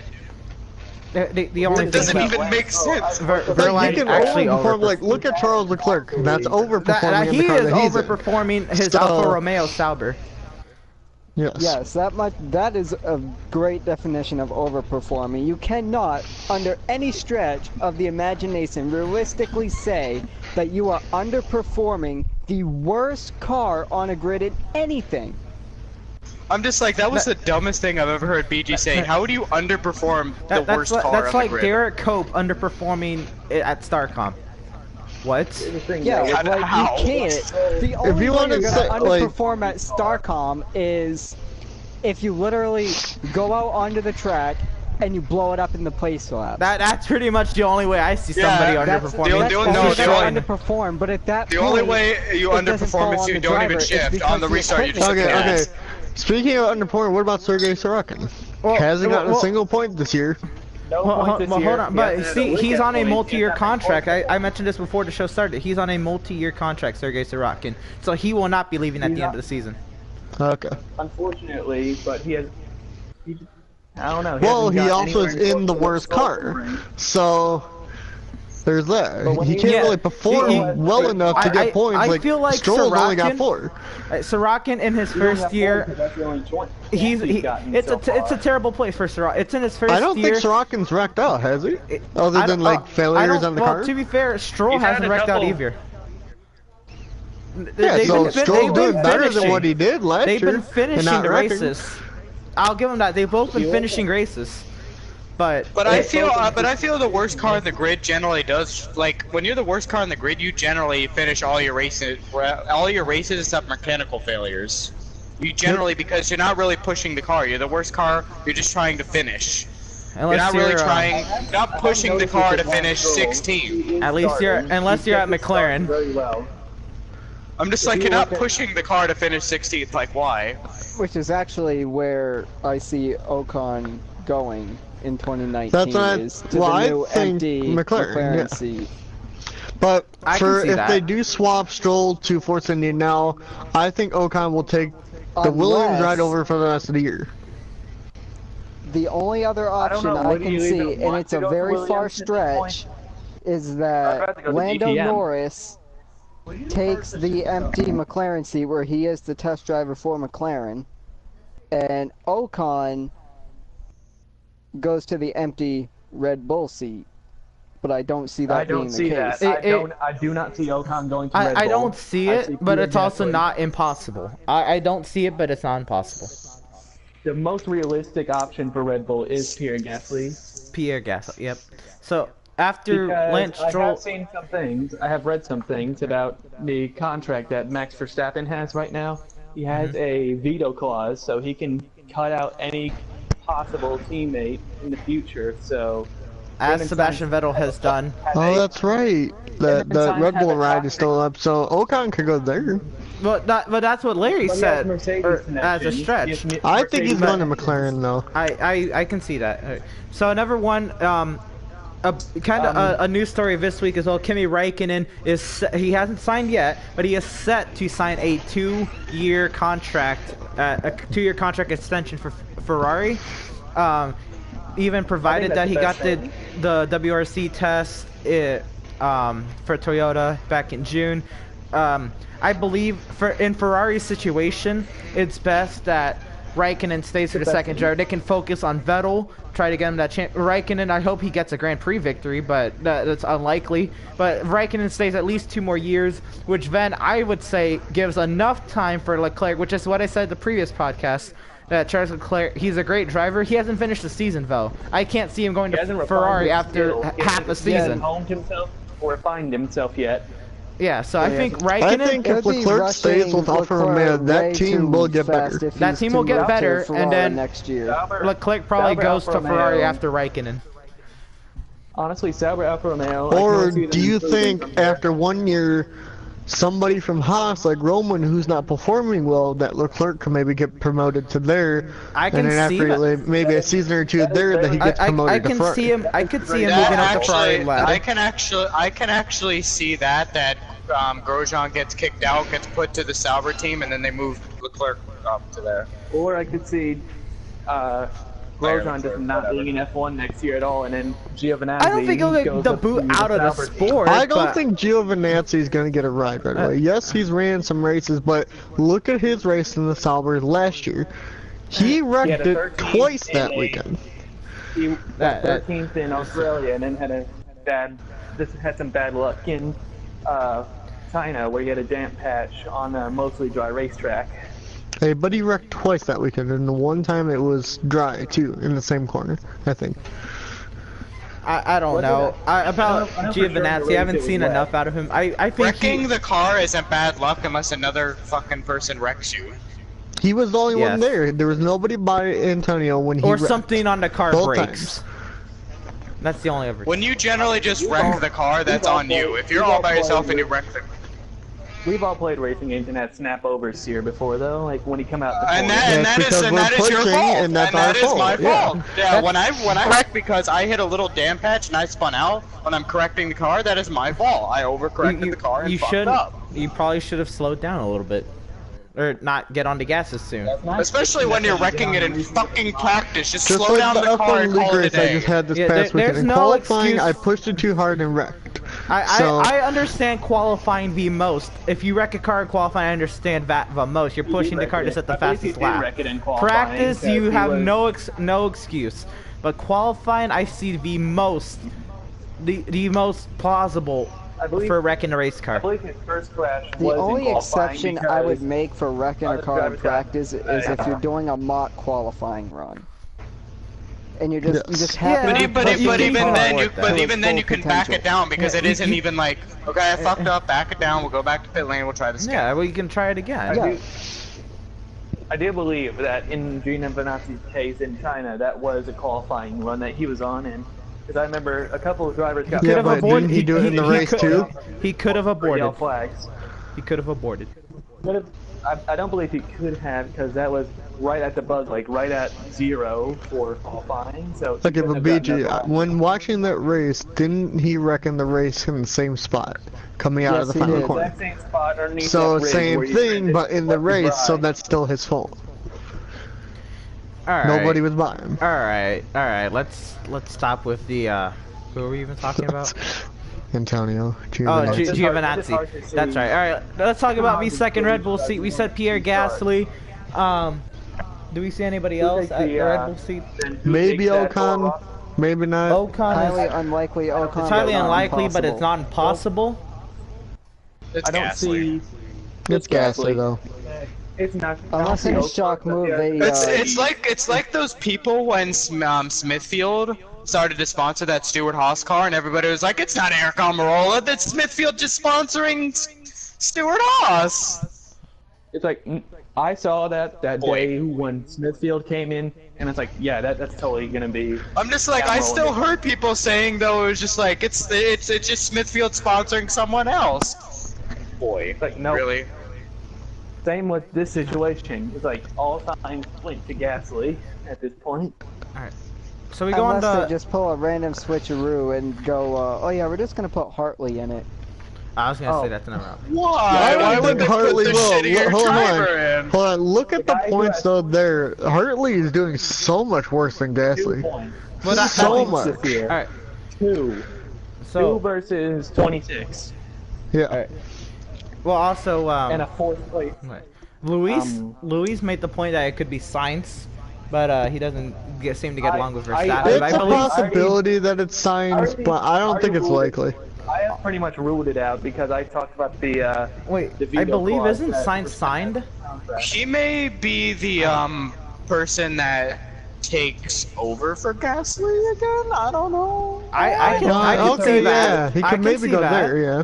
I don't But see I that, don't why think would- Sainz would. why would- It would Why be would if Red. Sainz want to go back to Toro No, I was I gonna think s- Sainz is I gonna would say- look for new opportunities. I was going to say he would only go there unless if Renault released. I There's wouldn't. now- If Sainz had to there's choose, now I an think he'd open choose seat Renault. Well, there's now an open seat. He at can't McLaren. choose though because Ricardo is gonna be there. And I think Hulkenberg's staying there because he has more points. They already Hulkenberg is confirmed that already signed Hulkenberg to a is the 2-year one deal. that's staying. Okay, so yeah, Hulkenberg Sainz is is out. Yeah. That's right. Hulkenberg. So either he's Maybe gonna look for new takes- opportunities or he's gonna take Oh some yeah, lower end. Sainz. It's rumored Sainz takes McLaren, says Luis. I've heard rumors of that. Sainz will take Renault. I mean, not Renault, but McLaren Renault, because there's an empty seat there now, and also Van Dorn has not performed to spec. So Van Dorn has. chances That's that he enough. cannot- We'll get to Van Dorn in a sec, but Kevin Magnussen, we think he's gonna He's staying re-sign. at How long do we see him re-signing? 2-year I deal. think 2 Magnussen could years. sign for a while. 2-year All right, 2 deal. years. Maybe becomes. Magnussen Did I has just hear become- some? I swear I heard someone in the background 9 years. No. No. I was like, what? The closest thing I'm was that I was confused. about to say. I think Magnussen becomes the primary Haas driver. He becomes like the face of Haas. He is the F1. I'm primary. He pretty sure definitely- he is the primary. He right already now. is, 'Cause though. Well, no, Roman's- I know he is the primary, but like Haas starts to associate like big with already Magnussen. Like do. when you speak of They Haas, already you speak of do. I guess. You Yeah. know, when you speak of Haas, you're going to see Magnussen there because, I mean, look at the point gap. He has 45 to Grosjean's 21. I mean, that's more than double. Grosjean, I mean, and Magnussen I is the think Roman's consistent gonna be guy. gone. I was gonna and say somebody like Grosjean. Leclerc Grosjean will doesn't take his ride. re-sign, or we think he? I always gets thought Magnussen was a good driver though, because Well, he just Emerson- got in a shitty position with McLaren. to I be think honest. Magnussen Yeah, is a and methodical Button, driver. Since Alonso knocked on the door, they were I willing think to though throw that Magnussen to the wolves. Leclerc is gonna move up to Haas if he finishes this year out completely good, Do we think? and Roman keeps doing shit. I was gonna say, Okay. do we? I don't think Grosjean gets the boot out of the sport. Well, where do we think Grosjean I don't- goes? I think he I'd just say gets. I think he he'll just gets take the booted role. down to Leclerc Alfa and Romeo. Grosjean just pull a switch. Leclerc to Haas, Grosjean to Alfa I Romeo. can see- Sauber. That's what I was yeah, saying. They yeah. just demote Grosjean like, yo, step up your performance. This is your last shot. I mean, what if they do that summer break? I doubt they will do that. No, but no. The It's not only, gonna happen. I don't see that ever. And I also don't see any way that Unless you're Grosjean Red could Bull, you will redeem not do himself that, at this so- point to where he can stay at Haas. That's an extreme. That would be an he's damaged extreme goods. circumstance. Grosjean as it is. hasn't been putting in the performance that would like require demotion. He has two good No. finishes, but Nowhere near it. Not right. I think he gets demoted. Not even at this. Maybe he stays one more year, Foss. Like one more shot, or you're getting sent to Alfa Romeo. I think Leclerc needs another I don't year see at him Sauber. staying. I don't see him staying past the It's end of the year. possible, but I also think Leclerc. Or maybe that's what they're telling Grosjean right now at this, The summer break. summer break. You better Like, pick yo, it up, or step you're going to up. Sauber. If you don't like get consistent points finishes, we're gonna demote your ass. It's basically what's gonna happen, probably. With the inconsistency and some of the stupid mistakes Grosjean has made, I think he's already unsettled Gunther Steiner too much to the point where he's not dealing with it anymore. He doesn't want any part of this of Grosjean. Stoffel Van Dorn, does he resign with McLaren? What do we see? What's happening with Van Dorn? I don't see him in F1 next year. Or if he does, he's probably going to take Toro. He's going to do a swap with Toro Rosso. So for James E. I don't see Van Dorn performing. I don't know. I Well, I really mean, don't granted, know. a lot of it has been the car, because even Alonso Yes, has but- defended him and said that the car was garbage. You can't at, say the guy's shit when the at car's shit. Hockenheim. But The I mean, car- Like I said, you can't say someone's underperforming when they're driving the shittiest car out there. yeah. Here's the thing, though. I heard something saying that Alonso said that car is fundamentally broken, that Van Dorn was driving, and then they went back to the first spec chassis for 2018 and for Hungary, and he was right in Alonso's shadow the entire race. He did. He ran with Alonso in that race. Yeah. We He was won only good race for 2.5 McLaren. Okay, what do you guys think Kubica's gonna do? Do you think he'll get a ride? We're getting there. He could go to Williams. He'll probably still be a test driver. I- but- He'll be I- the Williams driver after Stoffel gets. Lance Stroll. Oh yeah, yeah. Okay, we're just Yeah, talking about I'll go with Kubica now. that. What I about had Toro him Rosso? after. What do we see? I had him in What do order we see of that teams. team? But... God damn it, What do we see in Toro Marco! Rosso? Can't you keep You're your mouth welcome. shut until we get there? Whenever Lance Stroll moves to Force India, he'll be the driver. All right. With So we have lovely Pierre Gasly rumored to go to Red Bull. Does he go to Red Bull? Or does he Most stay with likely Toro Red Rosso? Bull. All right. He There you goes go. to Red Bull. Hartley is gone. He's going back to WEC at the end of the season. All right. Brendan Hartley. Does he re-sign? Does he stay? Brendan Hartley. Does he go? Brendan Hartley is going back He to goes WEC. back to WEC. yeah, He's probably. going back. Yeah. He's going home. He's Yeah. going home, y'all. I don't think F1's been his strong suit. I have seen some interesting rumors of who could be in a Red Bull seat next year. I've seen rumors of Artem Markelov coming in. Who? I've also seen rumors of Alexander Albon from Formula 2 as well. Those two are I not don't watch F2. directly in. Those How two about- aren't directly in. So Toro in Red Rosso. Bull, but they Toro- could be signed. Wait, no, Toro Rosso doesn't have. They have the. There are what no engine- young what- drivers what- left. No, I was gonna say what engine do they have? They're part of the Scuderia. They have Honda. They have They Honda. have a Honda. But, They are but, they're, the but Honda, they're considered Scuderia. They are the Honda factory team. The Honda factory. They will Okay. be. Never mind on that. I was gonna say, what if Giovinazzi would drive for Toro Rosso? But no, No, scratch just that. because it says Scuderia doesn't really mean anything. It just means team. Well, no, but in it's because Italian. Toro Rosso used to have Ferrari engines. I didn't know what they had They this year. used to have Ferrari, but that was Yeah, no, back they went going Honda this year. Oh no, all the way to that's their inception. why I was, I was careful on what I said. Because last year they were running 1-year-old Ferrari power units. This will be only their 4th driver that Red Bull would be actually going from Toro Rosso, because they had Vettel, Ricardo, Verstappen, and then it would be Gasly.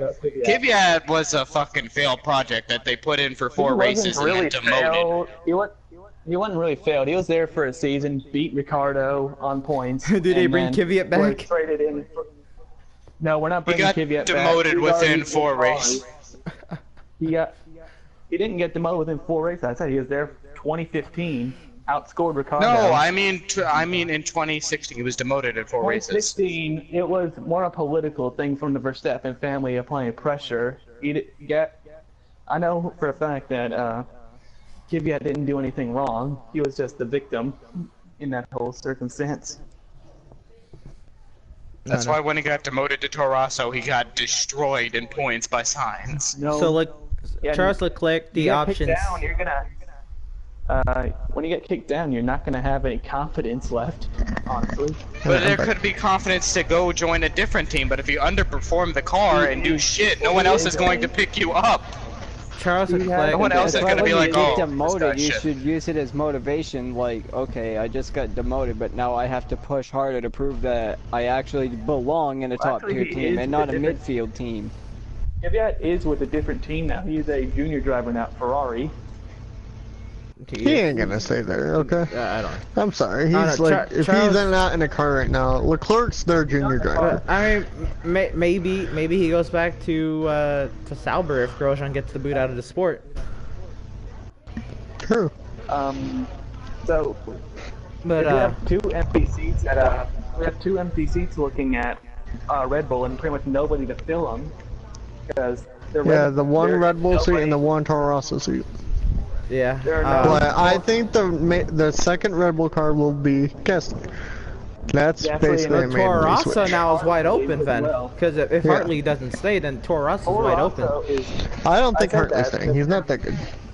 He was just somebody that they needed for this year.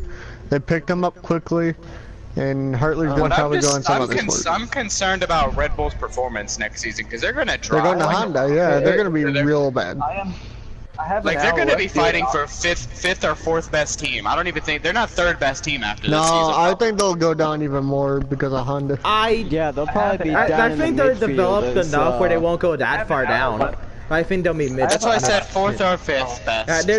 They're developed. They're funded. It's not like it's gonna destroy the team, but it's not their gonna. chassis will probably keep them in pretty well. Yeah, they have a but great the engine chassis. is definitely their Well, problem actually, for no. next The year. one thing that can save Red Bull that hasn't been able to save the other teams that have gone to Honda is Red Bull has Adrian Newey. That is very true. He's the but aerodynamic god of designing F1. can only do so much for a mediocre. Yeah, you power can unit only on do power so value. much. That is true.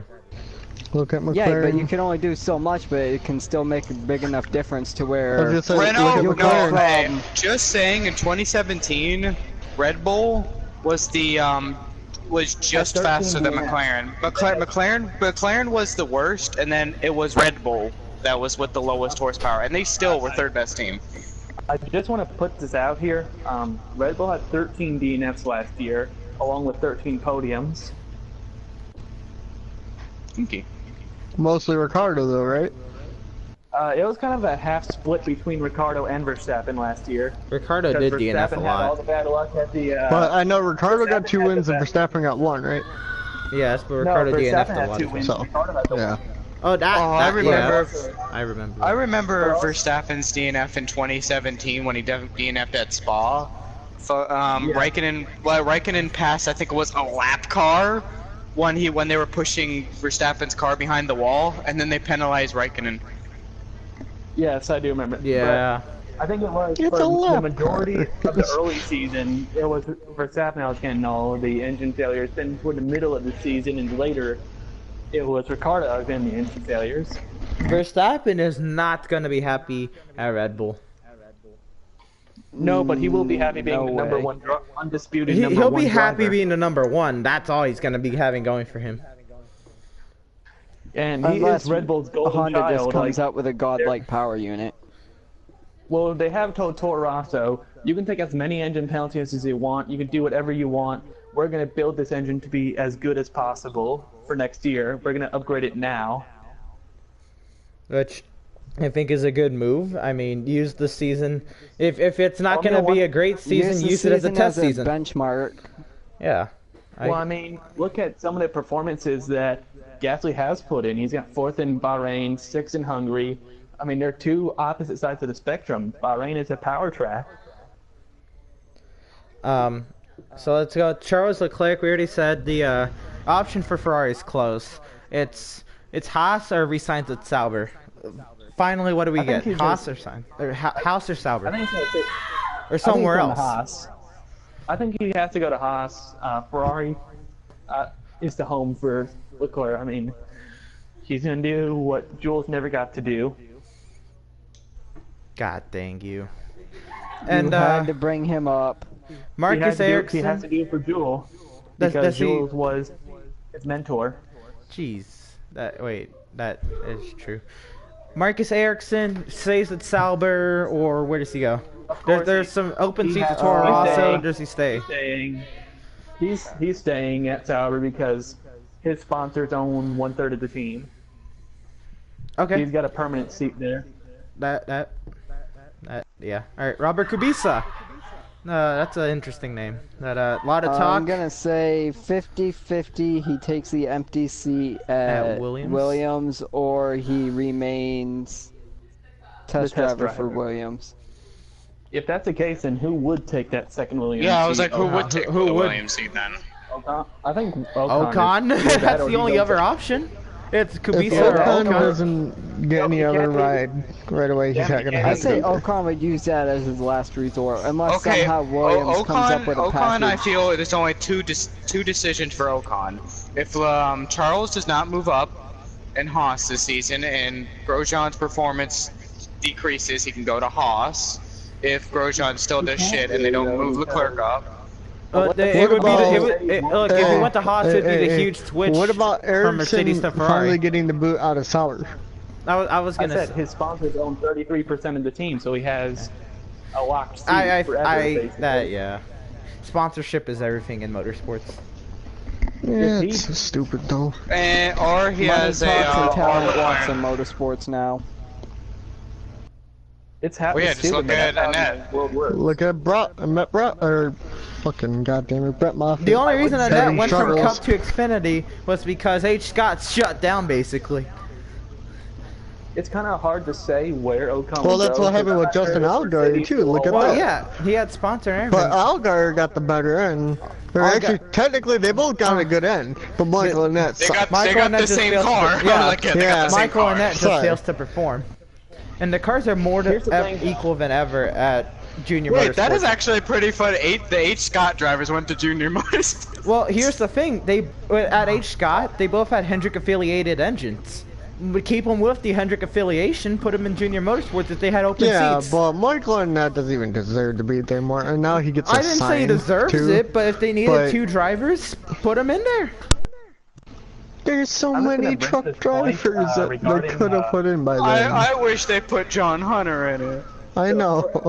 I agree. John Hunter would be Wait. great.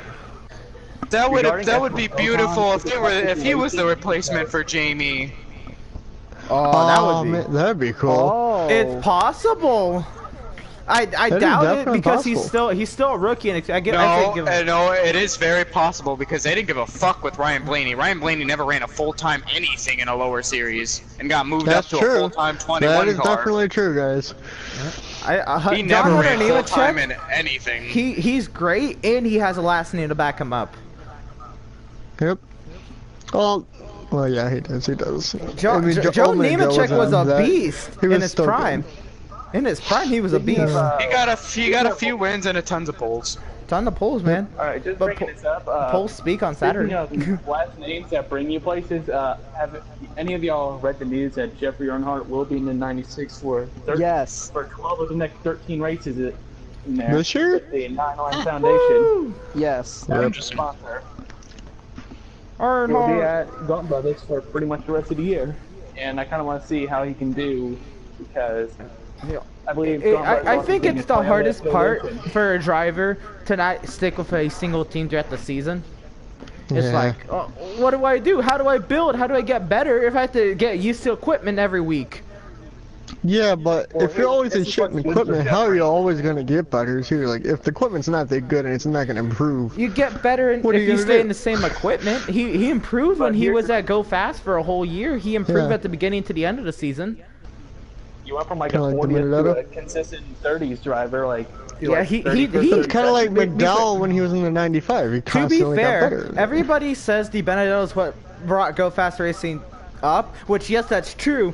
But they wouldn't have had the benchmark of the 30th place finishes for Di Benedetto to start with if it wasn't for Jeffrey Earnhardt bringing it out of the 35th That's place true. finishes. Earnhardt brought it from 35th to That's true. 30th with the one season he had. From 40th to 30th. 40th to 30th, yeah. Because Go Okay. Fast Here's the Racing, thing. they Wait, let Bobby right now, Labonte Yeah, we and technically- Kevin- 39th. Right now, technically, thing. Matt DiBenedetto wins. He would be a chase driver right now. If he wins at like Technically, Bristol. because he is in Yeah, the it's top because 30, he's top 30 in points. top 30 in points. 29. Yeah, He's right behind Casey Kane. he took the 30th place car and made it even better. Wait, what I the fuck? think Casey Kane. Oh wait, why is Kane's Casey Kane 28th. 28th in points? He was what? Like Remember he got 2 that weeks ago, penalty he was and then he's not doing 26. that good. Yeah, he's not I don't doing know, as good man. anymore. Garbage talks Told in you that NASCAR. McDowell's the better driver. 2 weeks ago, he was 26. Almost 25th. Kane needs to go. I it told is. you. He probably McDowell. will at the end of the year. Okay, He's gonna we go going to NASCAR somewhere. then. It is not a better cup ride. Speaking of, here's the thing. I've heard about this with Gaunt Brothers. They will be getting Toyota support for the rest of the year, so they will be getting better engines. Well, Kane, I thought he was getting that next year. That's next year. That's It's either for the rest of the year and next year, or just next Oh, year. I'm not I really hope sure. hope it's Joe Gibbs' help. Please, please, baby, jeez. I don't know, Kane man. starts They doing could take amazing the again. BK Racing route, where Joe God Gibbs. damn it, Oh no. no. Joe no. Gibbs decided not to help BK Racing. He decided not to They help. decided not to And help BK because Racing they saw is, Rob Devine right is now. Not, that's because Rob Devine is not trustworthy with money. The Gaunt Brothers seem to be a legitimate operation that can really have aspirations to move up in the world. I don't know. They I'm went from just. like having, they have like 2 races You'd think last year, there's and now only they're down 5 to, like, Toyota 4 engines seasons. at that time. What, like 4 Toyota? Oh, it's 7 because MWR was a thing. They're like 7 6. Toyota engines in the field. Put it. 2 more, man. But nothing for BK Racing. They decided to stick with something called Trident engines because they were cheaper. Oh god. They didn't want the Toyota deal. They said no. Which is All right. probably the worst thing that you could say. Let's go ahead and finish up this silly season here. Robert Kubica, what we said, goes to the Williams seat There's a as he was 50-50 always shot. aspired to be. Yeah. And I feel Sergei bad for Robert. I Sorokin, think he could've already been- know he's on a multi-year deal. He will be returning to Williams. Which is very unfortunate because he has not done anything for that team. To be fair, how can you do something for that team, man? It's his When first. you don't it's his give him the first chance, year. there's no way he Yeah. can improve. It's his first year, and he's in garbage equipment. You really can't tell yet. After a season, then you can tell, because you can look at the finishes and see. All I'm saying what- is he's been thoroughly beaten from pillar to post by Stroll so far this year. which is disappointing. Well, I mean, Stroll has improved this year. They said something about it, like he has the most starts. I mean, the he has only most reason he's passes improved this is he year from hasn't start. wrecked cars, guys. So, He has- I mean, he's got actually that added improved the traction most, control like- when you're going 15 miles per hour slower out of the corners. if he was in a faster Bro. car like he was last year with the Williams, you think he's gonna start wrecking again? He's no- running them 12-15s that I was in Sonoma traction control. Just trying not to race. We're just trying not to wreck the car. But I was gonna say, when you look at his starts, they said something in Formula One that he has the most passes on the start of the kinda race. like that Fernando. first lap. right? Yes, he is doing the Fernando route. That they said he gains on average 5 places on the first lap. That's, Meanwhile, Kimi has yet to pass I mean, that's anybody on the first good. lap. That is definitely good for him, but When you're he has to qualifying keep those 18th, positions. so He usually does keep those positions. He usually is finishing 13th to 15th in that car, if not better. If nothing mechanically goes wrong with it. So now we've gotten to the end. Here's what we have for the 2019 grid. What we've basically decided for a 2019 grid. For Mercedes, Lewis Hamilton, Valtteri Bottas signed already. For Ferrari, Sebastian Vettel, Kimi Räikkönen signed already. For Red Bull, Max Verstappen, Pierre Gasly. For Renault, Nico Hulkenberg and Daniel Ricciardo. For Force India, we have Perez and Stroll. For Toro Rosso, it's wide open. We really haven't came down to a conclusion on Toro Rosso. Sainz will more likely go there, I think. Here's a outside prediction for Toro Rosso, something that could happen. But Red Bull could put in Felix Rosenquist. What about Ferrari? I know he's technically a Ferrari guy, but Toro Rosso, I think, just has new faces next year. New faces. I think they're picking up some guys from Formula 2. yeah, I think they might pick up Loco. Possibly. For Wilco is McLaren, also very good. Wilco is actually very talented. I've actually been impressed by him this year, and Albon. But he's also on, I think, a Ferrari team that's supposed to be, like, he came from being Leclerc's teammate. Leclerc was his teammate, so he might be going up to Sauber. Well, I mean, you never know.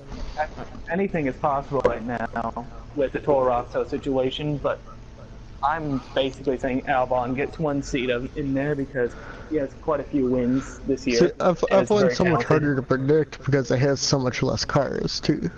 So much less cars, but when you have a team that's wide open and there are no prospects, it's a wide open grid. It's very fun. What is it? So next we have McLaren, and we had probably Norris and Van Dorn, honestly, or Sainz. I can see Norris and Sainz would be a good lineup. I'm leaning towards Norris on that one. Norris and Sainz. Norris and Sainz. I can see Norris That's and a Sainz. very formidable lineup because Norris is very talented and Sainz has experience. Sainz has experience. That would be number one, I think. I think that's why. I think that's haven't- why they're leaning on Perez and Force India because experience over maybe exactly. to help the young driver of Stroll. It's also because Perez tried to help, but yeah, I would definitely experience And over. Perez has sponsorship money as well. That's he true. has that Telsa money. He could go either way. He could go either to Force India So- stay there, or he could go to Haas. Let's owe that money to a sponsor, boys. So we have Norris and Sainz. So no Ocon at McLaren. Okay, so we had Mercedes, Ferrari, Red Bull, Renault, Toro Rosso, Toro Rosso is wide open. McLaren, Norris, and Sainz. We That's a have very good lineup right there. I love owing money Haas. to a sponsor, guys. Haas. We have How do you end up Magnussen and owing money Leclerc. to Leclerc or somehow What? Grosjean? Force India does it. They owe money to sponsors. Granted, Vijay They owe Malia money owns... to everybody, drivers, sponsors, and I heard Mercedes. something about But this. how do you owe money to sponsors? I thought that was honestly impossible. I have heard this in the sums that Vijay Malia owes the Indian government $2 billion in back taxes. Yes, for tax evasion. How do you mess up so badly where you can owe that much? Damn. I honestly think that's on the don't Indian know. government being so dumb. How do you lend that much money? What the fuck? How do Granted, they you were- owe someone that much money? Like, I'm just like, how can you lend that to someone? Granted, Vijay did own an airline at one point and it fell through. All right, we have. But I'm just like, how do you owe that? It's Yeah, I'll lend hard. that, I You should must be a really shady person as well to do that as well. we Granted, have Vijay only showed up for one ever race, or one race per season. we have Force India with Perez and Stroll. We have Sauber with Ericsson Grosjean and Ericsson. Grosjean, Ericsson. Grosjean and Ericsson. And we have Williams with Kubica and Sirotkin Ocon with no ride. Ocon's last Or result. Ocon Williams. Or Ocon to Williams, and Kubica still a test driver, or possibly to Toro Rosso. No, he wouldn't go to It's Toro kind of Rosso. hard to say. No, it's hard to say because Ocon has that Mercedes deal, so he couldn't really, unless he gets put on a loan. To a different Sainz is team. on a loan. Sainz is on loan, but if he's not going back to Red Bull, they're just going to let him go. They're just going to let him go free. Sainz could go back to Toro Rosso with that loan. I don't know. But Sainz would Ocon- never want to go right back now, to Toro Rosso Ocon, because great it's a potential. downstep. If it's his only chance for a ride, I see him going back to Toro Rosso, and it's pretty But it much isn't wide right open now. for him to go there. I It's think they wide would open, gladly but there's take also a Sainz. seat at McLaren. Yeah, McLaren. Ocon. McLaren is a very formidable seat Ocon for with nowhere to Ocon. run other than Toro Rosso or no ride. Which is very unfortunate, honestly. Or McLaren or no ride. McLaren, Toro Rosso or no ride for Ocon. McLaren, Toro Rosso, Williams, or Or nothing. or pretty Williams much. and Kubica with still no ride. When we see Disappointing, Lance that Stroll and Ericsson have a ride before Ocon, there it is. Ocon's a very formidable driver. He's very one. good. He's better than outperformed Perez. his cars all the time. He's, All right, he's so we're only gonna 2 go points ahead. behind Perez, and Perez at the podium. We're gonna go ahead and wrap this up. Get some. Okay, Perez has got 1 podium. Let's get some last races coming up this weekend. We have the lovely one ARCA Dirt Race of the Year, the ARCA race at the Illinois State Fairgrounds. We have IMSA, the GTDs, When and is that? I GTL. probably won't be able to see that. That's I don't even know if depressing. it's televised. I think it might I be GTDs don't and depressing. believe that is a televised event. I have to Mav look that up. TV will cover any event that Fox doesn't cover. Well, I don't have Mav TV. I don't either. GTD either. and GTLM at Virginia International Raceway. Is that going to be televised and something we can watch That more likely, is right? televised. Maybe. Okay. Speaking And of televised, I love the fact that IMSA is going to NBC next year. yeah. I don't know. I don't think NBC is going to handle sports car racing with high regard. Because they haven't, but already Fox handle has- half of Fox has- NASCAR, half of IndyCar. I mean, I don't. Or actually, they're taking on IndyCar full-time. full-time next Yeah, year. they're taking all of it. That's right. I don't think they're And going to They're hold it taking to a all of high IMSA, they're regard. taking all of IndyCar now. I so. feel I like think they should take all of NASCAR. I think Yeah. I think They they have- should. I- But look, If they they have, take everything, they might be fine. look, they have NASCAR at a actually high heard- regard. They have IndyCar unless they open up another channel where they put it like on USA or golf or something. IMSA's not going to be probably highly not gonna be regarded on to NBC, NBC. I so- don't think. I I've think heard that some rumors, popularity like, is going to go some straight down the races- drain. I've heard some races are going to full NBC. Like, not there's one full race that's going to be on NBC. Well, think about it. The 24 hours races of are not Daytona. every weekend. Yeah, they're And not the racing 24 every hours of weekend. Daytona. The 24 hours of Daytona will be exclusively on NBCSN. The Which whole is 24 well, hours. actually, I don't know. I 'cause like the- that. I like that, but I don't know, man. Well, it is Saturday It's to the best Sunday, thing but for I it think because it's you gonna never- run into football. I think best. no. It's the best thing. No, it No, wouldn't. football No, it has a lot of wouldn't. Fox Fo- channels to be used But to. no, but Channels, Fox Sunday night channels football on and the- NBC, but that's Sunday night. yeah, I'm sorry. but But that's NBCSN Sports Network, so it doesn't really matter what Sunday Football's Night on Football NBC does. local channel. Yeah, but this is NBCSN. for like that's for me for part of it. Lions, they could be on Fox, they can be on NBC depending on where they are too. Well, So, but half the it- time it's on Fox for me. it should be on NBC for Well, you, or not NBC, Better Fox on for you NB it's better because on of NBCSN NFC. for the 24 hours of Daytona, because you remember with the Fox deal, they kept switching between Fox, FS1, FS2, the app, back to FS2, back to FS1 for the end of the race. So if Yes. you're given on one channel, you're not going to lose the ratings because you know where to stay.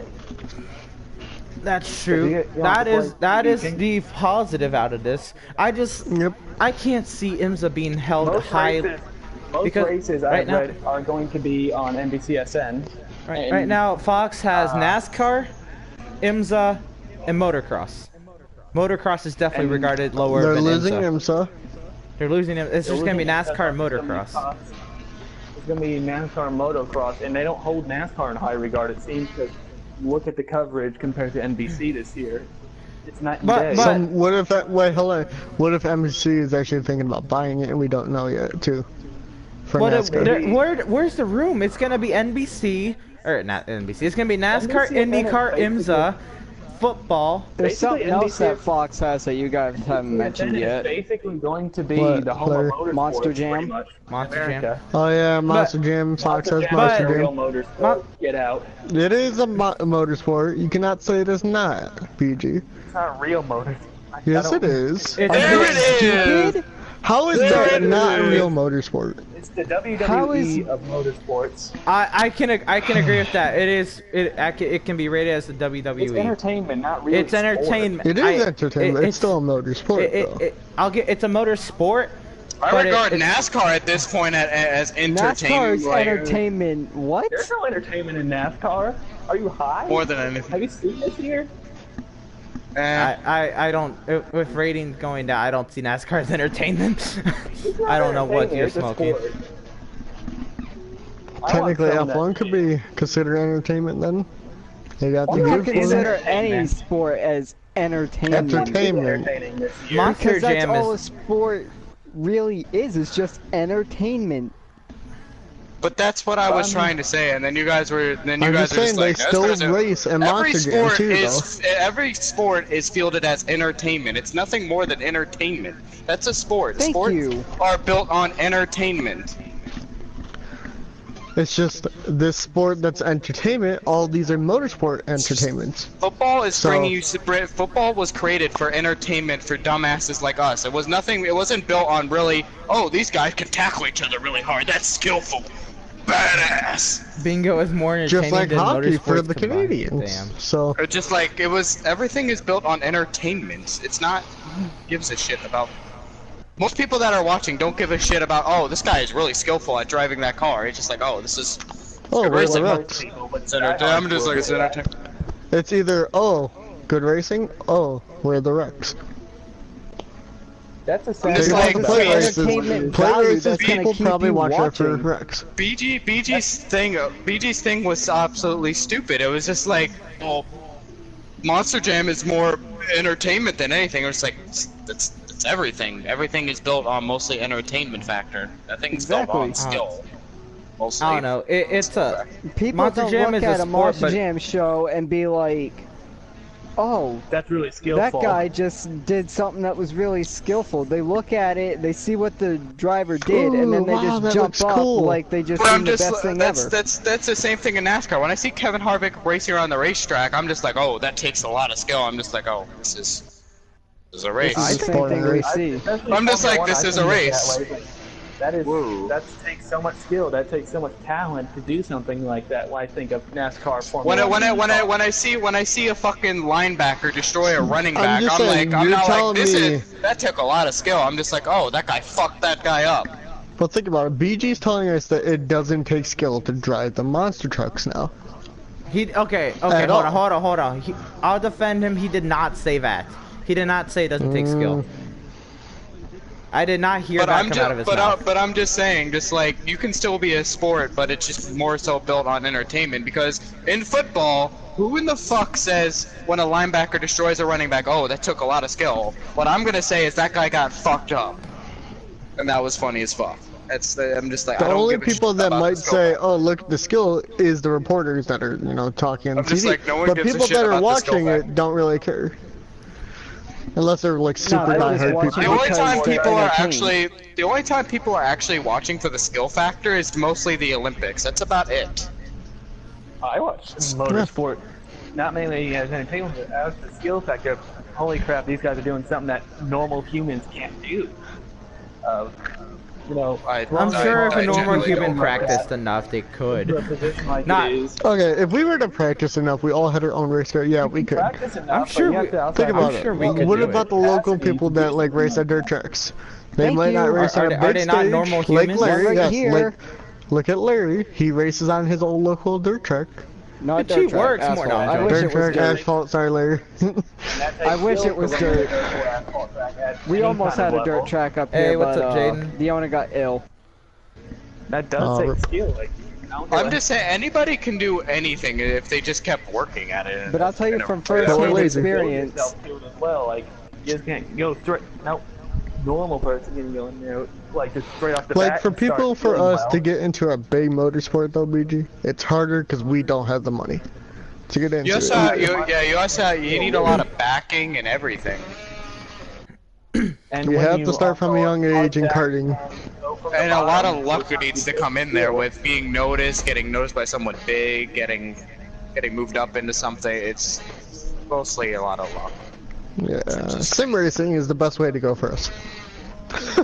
I mean, And yeah, that's, because getting harder now because too, sim though. racing, yeah, that is true. It's now a sport. Sim It's racing now now is a competitive sport, motorsport. and people are getting sponsored. It's turning into how NASCAR started, Brendan Lee like is back in now the. a- Take is NASCAR now back in the a 80s. It was Formula cool One to have a sponsor. sponsor, and it definitely helped, but you did not need a sponsor to be But see, in sim I racing. think Ty Majeski has really fucked up the reputation of a sim driver moving to a full-time. That I think he fucked up the reputation of people moving up. But think of the original. Yeah. sim I mean, driver. you're not wrong there. But like think of that the shows that But if he's you're the better at only simming- sim racer, I believe, that came out of the Peak No, Antifreeze Logan series Seavey. that's moved up. Logan's that. But think of the That's right. original- I say sim give racing give come Ray out. Alfalla a Brad ride, see what Keselowski happens. be a champion.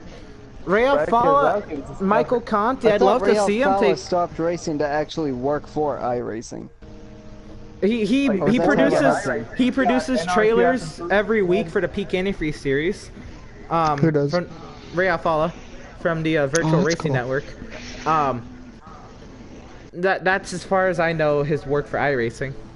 I watch those every week. His weekly. I do remember this. Like I going gotta back find. from, Or can you send me one, Emerson? 2009, I'll send you the 2010. page on Facebook. All right. I remember 2009, 2010, they honed Brad Keselowski as he was the first sim racer to come up through the ranks because Junior discovered him on NR 2003 and stuff like that. I He I thought the that was original Denny. sim- I thought that was And Truex. Denny. I thought that was Denny. Dale Jr. had found a lot of people on NR 2003. To be honest, he That was was a very good iRacing talent also. scout. Well, but No, okay, to be iRacing was Enter 2008. 2003, iRacing just became a thing in 09. Like Yeah, you Brad couldn't have discovered Keselowski something started with a in rookie 08, 2005. Hamlin started in 06. Brad Keselowski got Or- signed in 06. I mean 07 to junior. He So was it in can't be Xfinity for, like, a year iRacing before if that. iRacing wasn't a thing. NR 2003 then, that's the only real simulator. That was the really only out sim there. at that point. Maybe R Factor, but who really played R Factor? R Factor's like, garbage. I know Luis loves R Factor, but R Factor is a garbage sim. but R Think Factor about it. The didn't first become a Peak thing Antifreeze series until race also had Junior in it.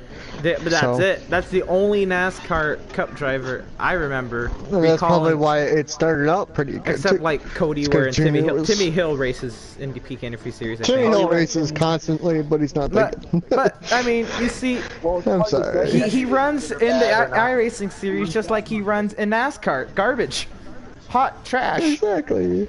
And the thing is, on iRacing, the cars are equal. It's just setup. You race in real life. How do you not Actually, have a? sometimes it's not even that if it's a fixed setup. Everybody's running the same shit. The Peak Antifreeze series is not fixed, so It's that's not the only. fixed. That's the only you thing. definitely know I that's not wouldn't. fixed. I wouldn't know if it is or not because I've never touched a. But They don't NASCAR but Peak Antifreeze iRacing's series. iRacing's little series like, okay, so iRacing has series for different classes: open and closed A, or open and fixed A, open and fixed B, open and fixed C, depending on what license you have in iRacing, A, B, or C. And you have open setup and fixed setup every week for the NASCAR schedule, at least. I don't know what they do. I during the think they off- do it for all the other ones too, because the No, F1 I mean, one but they also go. What I works meant with by that is they go in the order of the NASCAR, at that track for the NASCAR schedule. Yeah. I Don't just they looked have at them. different We've been on splits for too? nearly Like 3 it's only the hours. top split The that last, gets the streamed previous onto one was YouTube. 1.5 hours. What, Larry? I know, They you got like extended this 2 one. extra people in here and then he doubled the time. Yeah, it was only Markle, Malenko, and I know Dylan spoke, but he gave Not much. little But answers. you added Dylan people was here who for can- 30 minutes. That's right. like, This week we added the thing- BG the and thing Larry, is, who, you get thank people you, who- and, no, and you also added Luis, one more person. You and added Luis, Yeah. very, very huge motorsports enthusiast, which thank you. Yeah, I thanks, feel Luis. like this is what the podcast is supposed to be. You know, very This is for enthusiastic motorsport motorsports-wise. to, like, discuss and have conversation and can, debate sometimes about everything. It could become boring in a sense, but this is something we all love motorsports. We're gonna sit here, we can bicker a little bit, but it's not boring. No, but maybe I some feel people. we did it. It was calm debating what we did. We did some debate. Like, it comes down to We something might we get a all love. little like loud at some points, but that's about it. BG. BG makes us Just like before BG. Beach, kidding. We BG, have a little disagreement. BG. beef. Thinks Lance Stroll fucking Lance Stroll is a good driver. I think not. And then we both agreed to disagree, and that was it. Like, here's the thing: we don't have like heated debates. We just state our opinion. We'll go on it for a minute or two. Yeah, we and then both stated our opinion and called it a day. Yep. Like, we don't have to fight about anything. We just state Emerson, something. Yeah. State our opinions. you can make the pictures full screen. Yeah, but it says gameplay recording, not. Yeah, for you. Check your stream. Check your stream, Marco. You are diehard motorsports fans like Okay, hold on. people who Let me watch put it us Full are, screen. and Check we your are. stream. It's gonna be How do I put it full fun screen to listen again? to these conversations. That's why I've listened to a podcast much like this for 3 years now, every week. All right. Yeah. Yeah, Emerson, it goes up. It goes up. Yeah, look at my stream right now. I'll try right now. Go to mine. Go to yours. Okay, who are you? IDK player. Let's see how was here before. He's an He's NASCAR. Oh, it is. I know he's an NASCAR fan, but isn't it's that gameplay recording. Doug's fan? Doug? No, No, not Doug. Shit, he's not a Doug. God YouTuber. damn it. What are you guys No, doing? he He has makes like YouTube 3,000 videos about subscribers. NASCAR. NASCAR Heat 3. He Oh, makes okay. NASCAR Heat 3 videos. Okay, I didn't. How you doing? And damn good ones too. What we're doing right now is we're doing a motorsports podcast. Actually, we're closer to the end of it. But Yeah, close Are you it. guys on Project Cars Yeah, too? we're just about to end in because no, we have not been right now. no, we're hours. just talking about motorsports Only for I this am. past I'm week. practiced. I'm like testing GT3 cars. I'm just going through I should- lines, Emerson, like, said check out your stream because it goes blue screen, you said. Okay, no, I people checked that it. I You're was getting right. off You're because right. about school, so. It just says well, gameplay I'm talking recording. about for next time, it'll work. Okay, if yeah, you want to I'll do that next time. Did you Hopefully have any? next time we It's get just- more stuff to talk Just in, I about. just found this on Instagram. Riley Herbst has had a couple extra races added. He is going, of course, going to be in Bristol, and he's also going to be in ISM Raceway for the trucks. IDK, I don't know if you had any opinions on this past weekend. You want to give? I actually didn't mind the racing, to be honest. We're not gonna have obviously the greatest race every single weekend. It's just like impossible. It's not like GTA 5 where you put catch-up on and it's like a close finish. So, That's what the All-Star Pack. No, I'm joking. But I mean, I didn't That's hate it. I mean, technically I'm a what the Harvick All-Star fan, Pack will be. so. Yeah, to be honest, Chase won that weekend. Last weekend at Watkins Glen, Brian France killed it. But to be honest, it's just a matter of time before these young drivers start coming back up. Austin Dillon, he was on our second place run. Then all of a sudden the tire pop.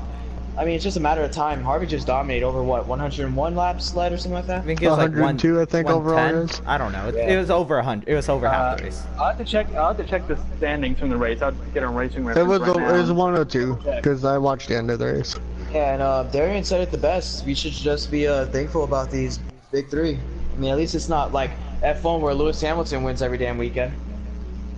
Well, I mean, Well, this year is actually better though, and the last 2 years have been okay, better. okay, hold on. It's I'm not really. I feel this season's better than last season. It is, but If you're talking you still about can't F1 say though- much because F1 only has Hamilton and Vettel Yeah, I winning know. most of the time. Hamilton and Vettel. Well, if you You look get the back Red to Bull last Talk year, on you occasion. had Verstappen win one and you had Ricardo win two, so you still had a little bit of Verstappen diversity won last 2. year.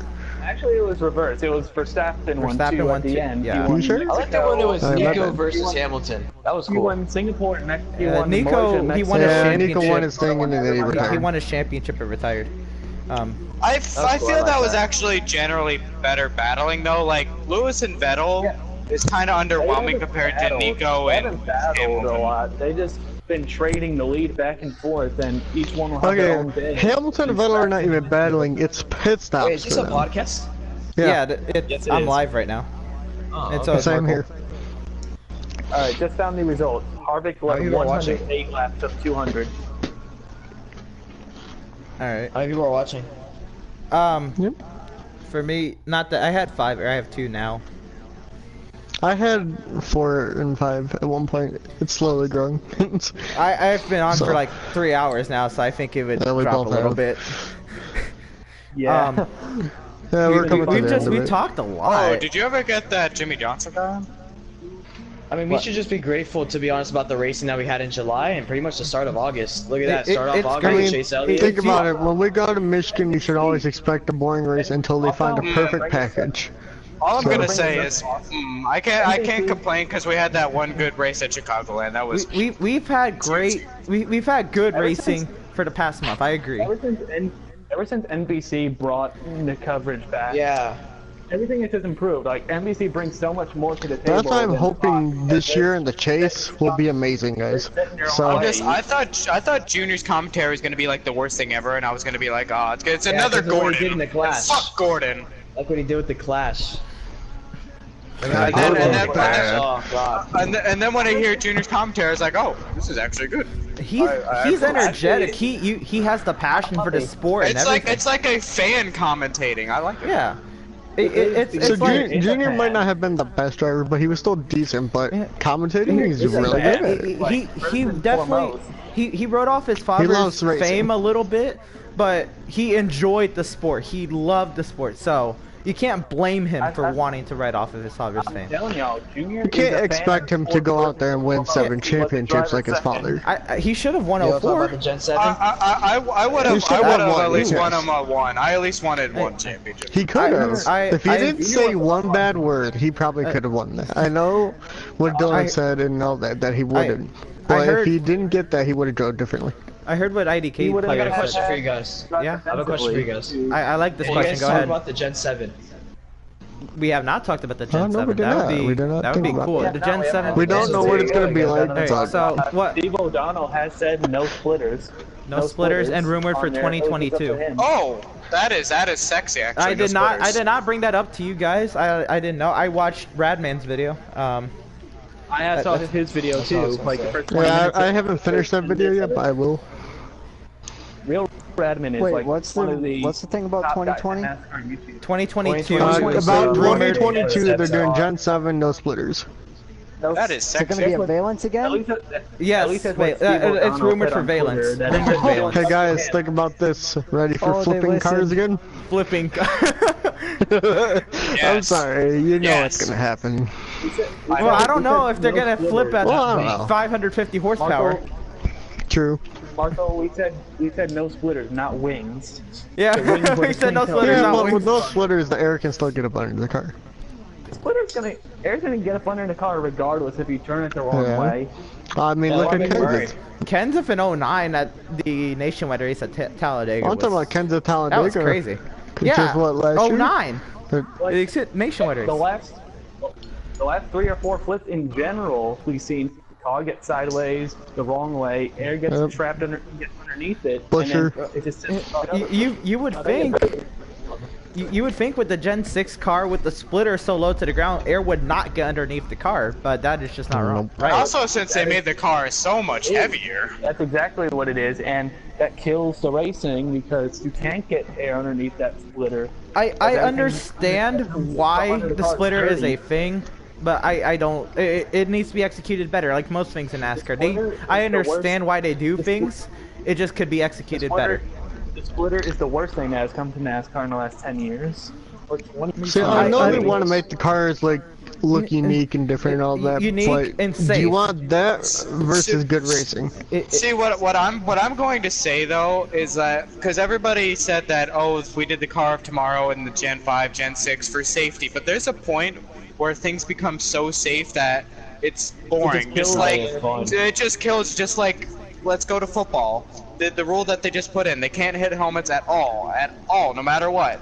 That's probably gonna kill a lot of fucking good plays by football players. my God. It's just like, that guy hit the guy and it was a fumble. Oh, it's going I back mean, because they hit look at helmets. this past week in preseason. This one guy went in to hit a guy for, touchdown. He caught the ball, but since he hit the guy that was coming at him, they decided to take the touchdown away. There is a point. There's a point where you can make it safer, but there's a point to where you make it too safe that it's like when it's so safe, no one wants to watch. What's the point of making it safe? Because no one cares anymore. No one cares about the score. Here's my the element of danger, and you're risking something. That's why hockey's excelling though, because they still can hit each other a lot, but they also take stuff away. It's only so long. In general, in sport, you have to have that element of risk. You can't have anything. You can't go into stock car racing expecting to not, expecting to be safe 100% of the time. Be kumbaya and everybody singing and holding hands. Look at Eric Almirola last year. You still Almirola still got hurt in this safe car. Almirola and Kyle Busch. Now, I'm not gonna lie, they probably would have died in a Gen 4 car. But I'm not gonna say the Gen 6. I don't think they would have died in a Gen 4. They would have gotten more hurt. You can't tell me that. Safer barrier in Gen 4 probably, but I say the safer barrier and all the safety advancements, the roof flaps, the automatic fire extinguisher, everything they had. The helmet, the driver part of safety, yes. The foam on the sides, yes. But the bigger cabins in general, yes. The wide, especially for bigger guys, Michael Waltrip, Tony Stewart, they need the bigger cars. You can't keep. You can't slow these cars down. No matter the best car, at least in they should have just left it at Gen 5 and called it a day, though. Gen 5 was perfectly safe. It was perfectly fine. It raced really well. It raced great. The plate races were unique. I enjoyed the 2-car tandem racing at Talladega was fun, with the drivers communicating as part of strategy, and just fun all overall. If you had Clint Boyer you were pushing, that was fun. Yeah. And then look at the Talladega finish they had. They had great finishes. Yes, there wasn't the big one, but they were fun to watch. Emerson, I'm gonna bring this then they had a good Daytona finish with Harvick and McMurray, and then they had a good one at Talladega with Johnson winning 3 wide. 4 and a really close finish. But 4 wide. But I'm just like every race, a mile and a half racing, short track racing, it was all good. It's all decent racing. What did you say, PG? Were peak NASCAR. Those were peak NASCAR years. The best Gen 5 race was fucking that Atlanta race with Jimmy Johnson, Gordon. Jeff Gordon. And Jeff, when all the tires were given out. Look, that was driver skill in a safe car, in a fun, great. I think it's a good-looking car. It's simple but good. Here's the thing about the Gen 5 car as well. The late Gen 5, when everything was all smoothed out, that was basically a spec body. Like, there were no. You know what it reminds me of the carbon bodies that Xfinity has now. And guess what? Xfinity.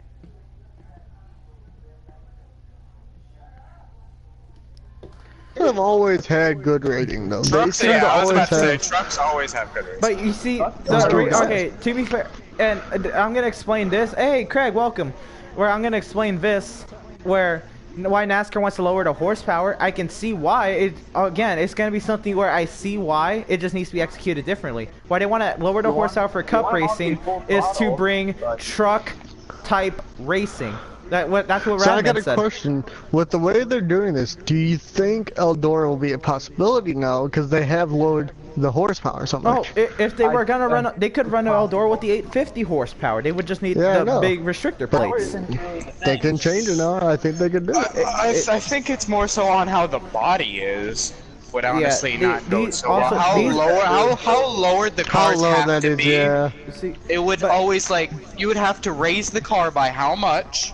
You would have to make think about really 2022 special then? cars just for Eldora, and I don't think the teams. Malika, they're talking about no splitters 2022, so maybe Eldora will be added in by that. That is the possibility. I would see Eldora coming in post Gen 7. So like I said, maybe not the next couple of years, but when they get to 2022, it'll be different. I see NASCAR going to ask the teams. Yes. I've heard this thing that they brought up in back in 2014-15, this one test car called the X3, where they took out all they put a indent in the actual splitter, so they raised it by about 2 inches. So the sides were sealed to the ground, but air channeled underneath the car, and they figured out how to get the drag coefficient perfect. There was no more yaw. There was no side was flared out on the left side. It's one of the NASCAR mysteries. That was the perfect Gen 6. If they wanted to keep the Gen 6, that was the perfect one. Yeah. Or be close. should've Okay, been the nothing's one ever that we're perfect. It was racing the now. best one. It was not the perfect. There's nothing ever perfect. It was the What I say is that if they go to Eldora though, like I don't see them going for the one thing, because I think Kyle Busch said this before. Every time he fields trucks at Eldora, it's always a loss, no matter what. If he fields like all of his cars, or all of his trucks at Eldora, no matter if his trucks win or not, he loses money from that day. So they'll go ask the teams, and they're gonna have to make special cars to run Eldora. That's the number one reason why they lose money. Plus, they're gonna go to run there, and probably they're not gonna run there because they'll probably Kind of won't like make enough when money. NASCAR went to Suzuka for Japan. You see what they a had lot to of do. lower teams couldn't Yeah. go. Those are in for NASCAR. reasons. What they had for Suzuka was the teams had to make cars they didn't have to make different cars. They had to make road course cars though, well in advance, and ship it them off to over. Japan. Like 3 Ship it to weeks, Japan. 4 weeks before the final race of the Months. season. Month, They maybe, said yeah, months months in actually. advance, They're like 2 race weeks. cars. So I say it is possible, but they're gonna go ask the teams. They're gonna say hell no, because they're not gonna make enough money for one going to Eldora, and they're gonna have to make special cars for it. The only teams that could probably get away with it would be Joe Would Gibbs, you do it SHR, if it Hendrick, was and like, RCR. if they were to change that to Roush. the All-Star race, maybe? Mm-hmm. Do you think they would do it for an All-Star race? You're losing too much money. You're losing No, they wouldn't too do it much for. money. Okay. Because I'm just like Nobody would run the I heard All-Stars. that from, like I said, I heard that from like Kyle Busch. Like every time he fields trucks there, even if Christopher Bell goes out there and wins the truck race, he loses money. And he's won like 2 or 3 of them dirt derbies as an owner. The Yeah, Xfinity Christopher Bell, Series yeah, is the only other series I can see trying it. But again, and I would like that because they would have specific bodies. Obviously, they take off the splitters. They would have specific bodies for Xfinity, similar to what trucks do. They have specific body types. Or you can do what Mike Harmon does, and they have the 2015 Dodge, and bring in an old race car. It works for trucks because all they do is take off the splitter. The bodies are the same. They get dirt tires, and they take off the splitter. Everything else is pretty much the same. You know, you widen out the fenders a bit, all this, but the bodies are pretty much the same. I also thought that it's with But with Cup and and Xfinity, they would have to get special bodies for that, which would probably be kind of expensive. Or That would. I be- mean, they can always go back to like Gen 4s for a race like that, but I know they wouldn't do that. like I Arc. was remembering this with Well, a. With I got a the- question. I got a Yeah. question. Yeah, what's up? Who has Black Ops 3 so I can 1v1 them? They I have don't. it still down. I have it. there now. it is. Just no. I This thought is you were a gonna Motorsports continue on about podcast. Motorsport. I thought you had something God to go damn it. before Motorsport. Wait, I thought he was asking me a question, like asking us a question about the Eldora thing. I was like, oh. Oh, I actually have a question about that. God damn it. What You is know it? Okay, so you know what Brian France or whatever the hell the guy is, jail time. You know what his Jail plans time. were instead of doing all that? You know what he was trying to do? He was thinking of more Rovals. So I I'm telling think I you, like Rovals though. That's a good thing. I think that'd be I'm good. not gonna say if I like Rovers or not until I see the Rover race. True. Yeah, we don't know until but the I race. would. But I think Michigan and Pocono would be a good. I think the races that have two races. All I know is you can't go wrong with doing something else for Pocono because Pocono is Or already Michigan. trash. Michigan needs it too. It's It's not like like you it's gonna can't be go any. wrong. this is what I see them doing for Michigan. If they are going to add a restricted plate race to a non-super super speedway, it's going to be Michigan, and I know it's going to be Michigan. Because, A, Okay, Michigan I've already has personally two been to the races. Michigan races. They suck. It absolutely needs to be here because it would help so much But for entertainment wise. But This see, is what I see Michigan do. restrictor No, plates no. hurt This is what I see racing and Michigan. everything. They tried putting restrictor plates at New Hampshire, and a guy Jeff led Burton every went lap off of the 300 race. True. Jeff Burton went off 300 Jeff And that Burton was in led from 2001. lap 1 to the last lap of the race. He led you could- every lap. you could pass in that kind of car. Imagine now with the aero package, it would not work. And you see the Xfinity was Series gonna when they bring ran this up. The restricted thing is, plates. the drivers won't like it. The drivers will not like it. Do not forget that. The drivers will not like. Why do you think the drivers love Atlanta so much? We hate Atlanta. No, I like it. I like Atlanta. Okay. Well, Atlanta's Not okay. everyone hates Atlanta, but like, do you see like the people in the stands? There's barely anyone there anymore. That's their problem, not ours. There. I Drivers love If you Atlanta. look, Pocono was fucking packed. Pocono was sold out. And it's the And worst. that race is terrible. He went to Pocono for a truck race, which trucks get less. Yeah, Good cop. Pocono was almost sold out for a truck race. Okay, was Michigan almost has sold out. gone down so much. The first year I went was the last year of the Gen 5 car. That was way more packed compared to, I think it was 2 years ago, I went for the Gen 6. Only the front stretch is getting filled now. The seats that they have in turns 1, 2, or 3, and 4 are not being filled at all. Nobody's sitting in them. All I'm going to say though, everyone acknowledges Pocono is a really boring race, but for a truck race, 75% of the stands were full for a truck race, and it was sold out for the Cup race. It was? Yes, it was I sold remember, out yes. for the Cup race. Watkins Glen was also sold out. But They got Watkins, Royal That was a good Watkins. race though. Watkins Glen's been selling out the past few years. I went to the Yeah, they truck. sold out, I think it was They the sold past out. 4 But years, they there's, said. but there's the other end of the spectrum. I went to the truck race at Texas this past June, and only like the part of the front stretch with the start-finish line and the quad oval. That's all that was filled, and it wasn't even filled. There was That's all that was there for the it IndyCar was race there, spotty. too. The IndyCar race had more The people. only thing that's filled is a restart zone. Yeah, I went to the both restart IndyCar zone races. at 2015 Texas race. That's where I sat. Yo, Restart. I'm just gonna bring this point up because I was at Charlotte for the Roval test and I saw like how they were driving and how everything looked there. It looks like it's going to be a very good show, like from what I can see. I hope it will. Gonna go? The drivers You were gonna go giving to it it, their BG? all. Oh, yeah, They were BG, are digging you- it. Are you gonna go, You BG? saw William Yes, I'm Butthead going to die? the Roval with me and my buddy. We already have the ticket. He's gonna bring his Oh, that's cool. fiance and one of their So- other friends. BG, take pictures. Alright, yeah, I was gonna say, so you saw yeah, what yeah. Luis did for a K&N West race. I want you to outdo Luis. Or at least match him. Oh, God, I it's had gonna be- Luis on the God phone damn for it. 20 minutes, and he told me about a Let's K&N weekend. get Luis to go there. Let's get Luis God to go. damn it! I'm going to the Bristol modified and truck race. No.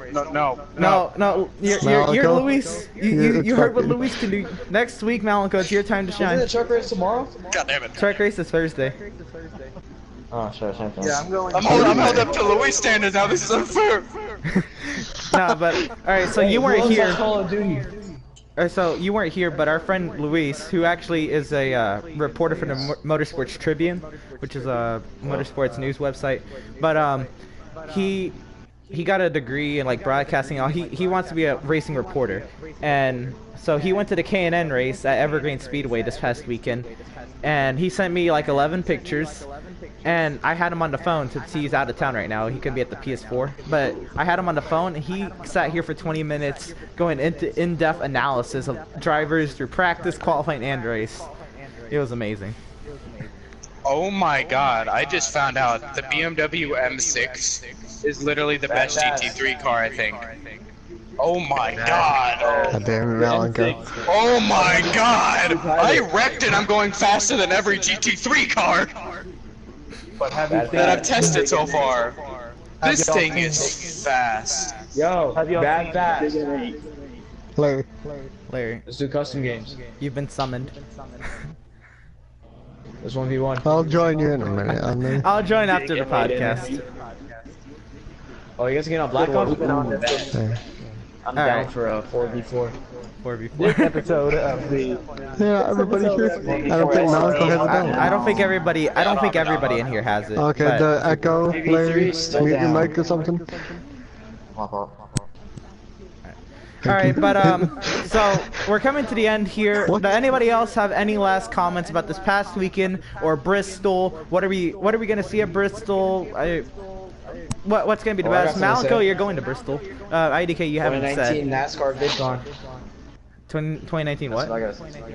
NASCAR VidCon at Bristol. NASCAR VidCon at Bristol. Wait, is that what's happening Since next I year? will be the only one that sees the modified race, I will tell you guys if the modified race is better than all the NASCAR races. The truck race, Xfinity race, because it's technically NASCAR, so. Yeah, it's NASCAR Wheel and Modifieds. It's a NASCAR series. And to be honest, that one usually gets televised, guys. I'll tell you if it's the best race Well, Malcolm, that one usually gets The televised. Bristol 'cause race I saw does it get. last year. Okay, no, the Bristol race gets tape delayed, not televised. Tape Not delay, live. but it's televised. Yeah, it's televised. All right. So, any final thoughts? Malenko is, Malin fuck. but he's not going to the Cup in West Xfinity, Sox. just the truck and modified race. You guys aren't going to Bristol 2019? Oh, 2019. No, I don't know. I don't know, man. I don't know. Okay, because apparently Eric Esta, Real Radman, all of them, they're all trying to get together and have like a NASCAR VidCon at Bristol night race next year. Just That would letting be you guys know. cool. I don't know. Apparently I'm invited. We should all go. I mean, you're one of the bigger NASCAR YouTubers now. More you're like I got invited to go. They asked if I can go or not. I mean, said maybe. we know Double E N2SC4 Radman. They're the big Double E YouTubers Dud. now. Double E Dud. We're But trying to you're start you're now, like but who you're knows? like one of the faster growing ones. I mean, I was in your stream the Yeah, I'm other so day. triggered that I'm not getting Heat 3 early. Yeah. But It I don't sucks. understand how I put out millions, not millions, but like a bunch of Heat 3 shit, trying to inform people, and I don't even get recognized. But alright, whatever. I'll tweet Sean Give it to the Wilson people that play EA that plays NASCAR 09 all day. and they then bash doesn't give a shit it, about maybe you not on the too. channel, but bashes it secretly. For real. God, We Yeah, talk so I much bet shit. you Oh, everybody game early. bashes that game secretly though. I'll like tweet you Sean too. Wilson and Ed Martin for you. I'll say get IDK player NASCAR Yeah, they Heat did. 3. They all tweeted him. I'll get. Oh, no, I'm not gonna say this, but actually, I'll just tell you. I'm supposed to put this in. I'm supposed to make a video about it. We're not being able to pre-order Heat 3 digitally. Oh. Oh, so that's Okay. not What? gonna happen now? What? God damn it. No, wait, but there's more. But wait, there's more. And I'm gonna put it in a video tomorrow. That's all I'm gonna say. All right, let's go. Subscribe to him. Yeah, IDK player. I mean, I've been watching his videos a lot more recently, especially after my first stream with him. They've been recommended to me quite a bit. IDK If you player. look up He's a E3, great it's me and Radman that are literally at the top, which is pissing me off. But I want to be in that. Okay, I want to be in that Heat 3 Pro he's Series. gotten a lot. He's growing over Joseph, I think, more now for Redmond. Please check my Redmond's doing a lot channel. better than him. all right, look, you won't be able to pre-order it, but you'll still get it on release day. All right. But there's more details to how to get on release day in the video tomorrow. Ah, there we go. All right. So you have to watch the video tomorrow to know why. Yeah. Now. Just like, I have a feeling it's because maybe more of maybe not Microsoft. I think Sony has a huge part in that they're not really wanting. I don't know. I figured out because I called Sony. You called I called Sony them about today. Yeah, I called them. I was like, where the hell is Do you know if E3? Xbox I is said that. not that I care about Xbox, but you know if Xbox ain't the pre-order? You can find out tomorrow. Oh, okay. yeah, fuck you. That's basically what it's saying. Fuck you. You'll find out later. I mean, I will. I'll watch his video. I'll watch his views on video the probably video? when I wake up tomorrow. Like you're trying to lose 6 views on the video tomorrow. Just because I'm on your podcast doesn't mean you get special treatment. I know it's No, but like, to be special honest, I think treat. there's like a little issue here with Sony and 704 for some reason. So Why? What has Really, 704 no, done? Sony's always had a problem Okay, with a lot of Sony different is people. tight.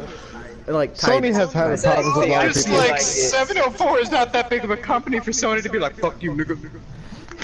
because look, I asked Sean Wilson something and he told me something, and I was like, wait, hold on, let me just call Sony real quick before I go to Walmart at 12 a.m. in the morning to go get Heat 3, which I am not trying to do because that's a 20-minute drive Wait, have to upload videos at 3 a.m.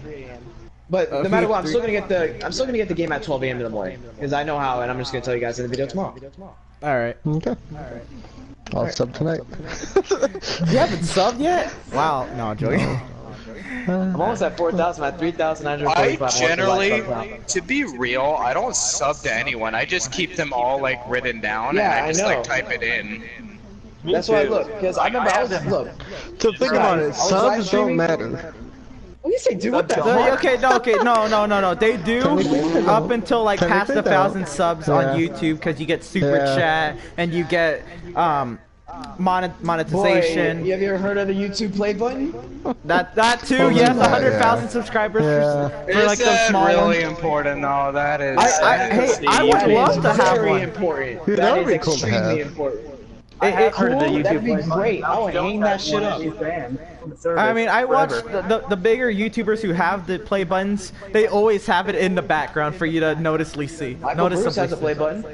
The only one that I generally like, PewDiePie's fucking custom-made one. Like, That I was just cool. like it's customly made. That is nice. You wanna know why? It's because he's Oh, the yeah, you fastest made that. growing Because person, he's right? the Gonna do the biggest. same thing for Dude Perfect. Well, I think it was whoever gets to 50 mil gets it. I think it is. It gets a 'cause look, custom-made Dude Perfect's about to thing. die. So what happens if he gets to 100? They'll probably make another one. Make a house for him out of Exactly. Make a He's house. not, but PewDiePie isn't growing anymore. He's staying even. That's true. He I doesn't haven't seen him grow. He growing out doesn't of fall. He 63. stays even. Everyone subscribes to PewDiePie so they can say they're subscribed to the most subscribed YouTube channel ever, and they just don't watch him. He has 64 I million haven't watched subscribers with PewDiePie 5 in like million 2 views. years, man. I am subscribed to him since 2014. I haven't watched a video since 2016.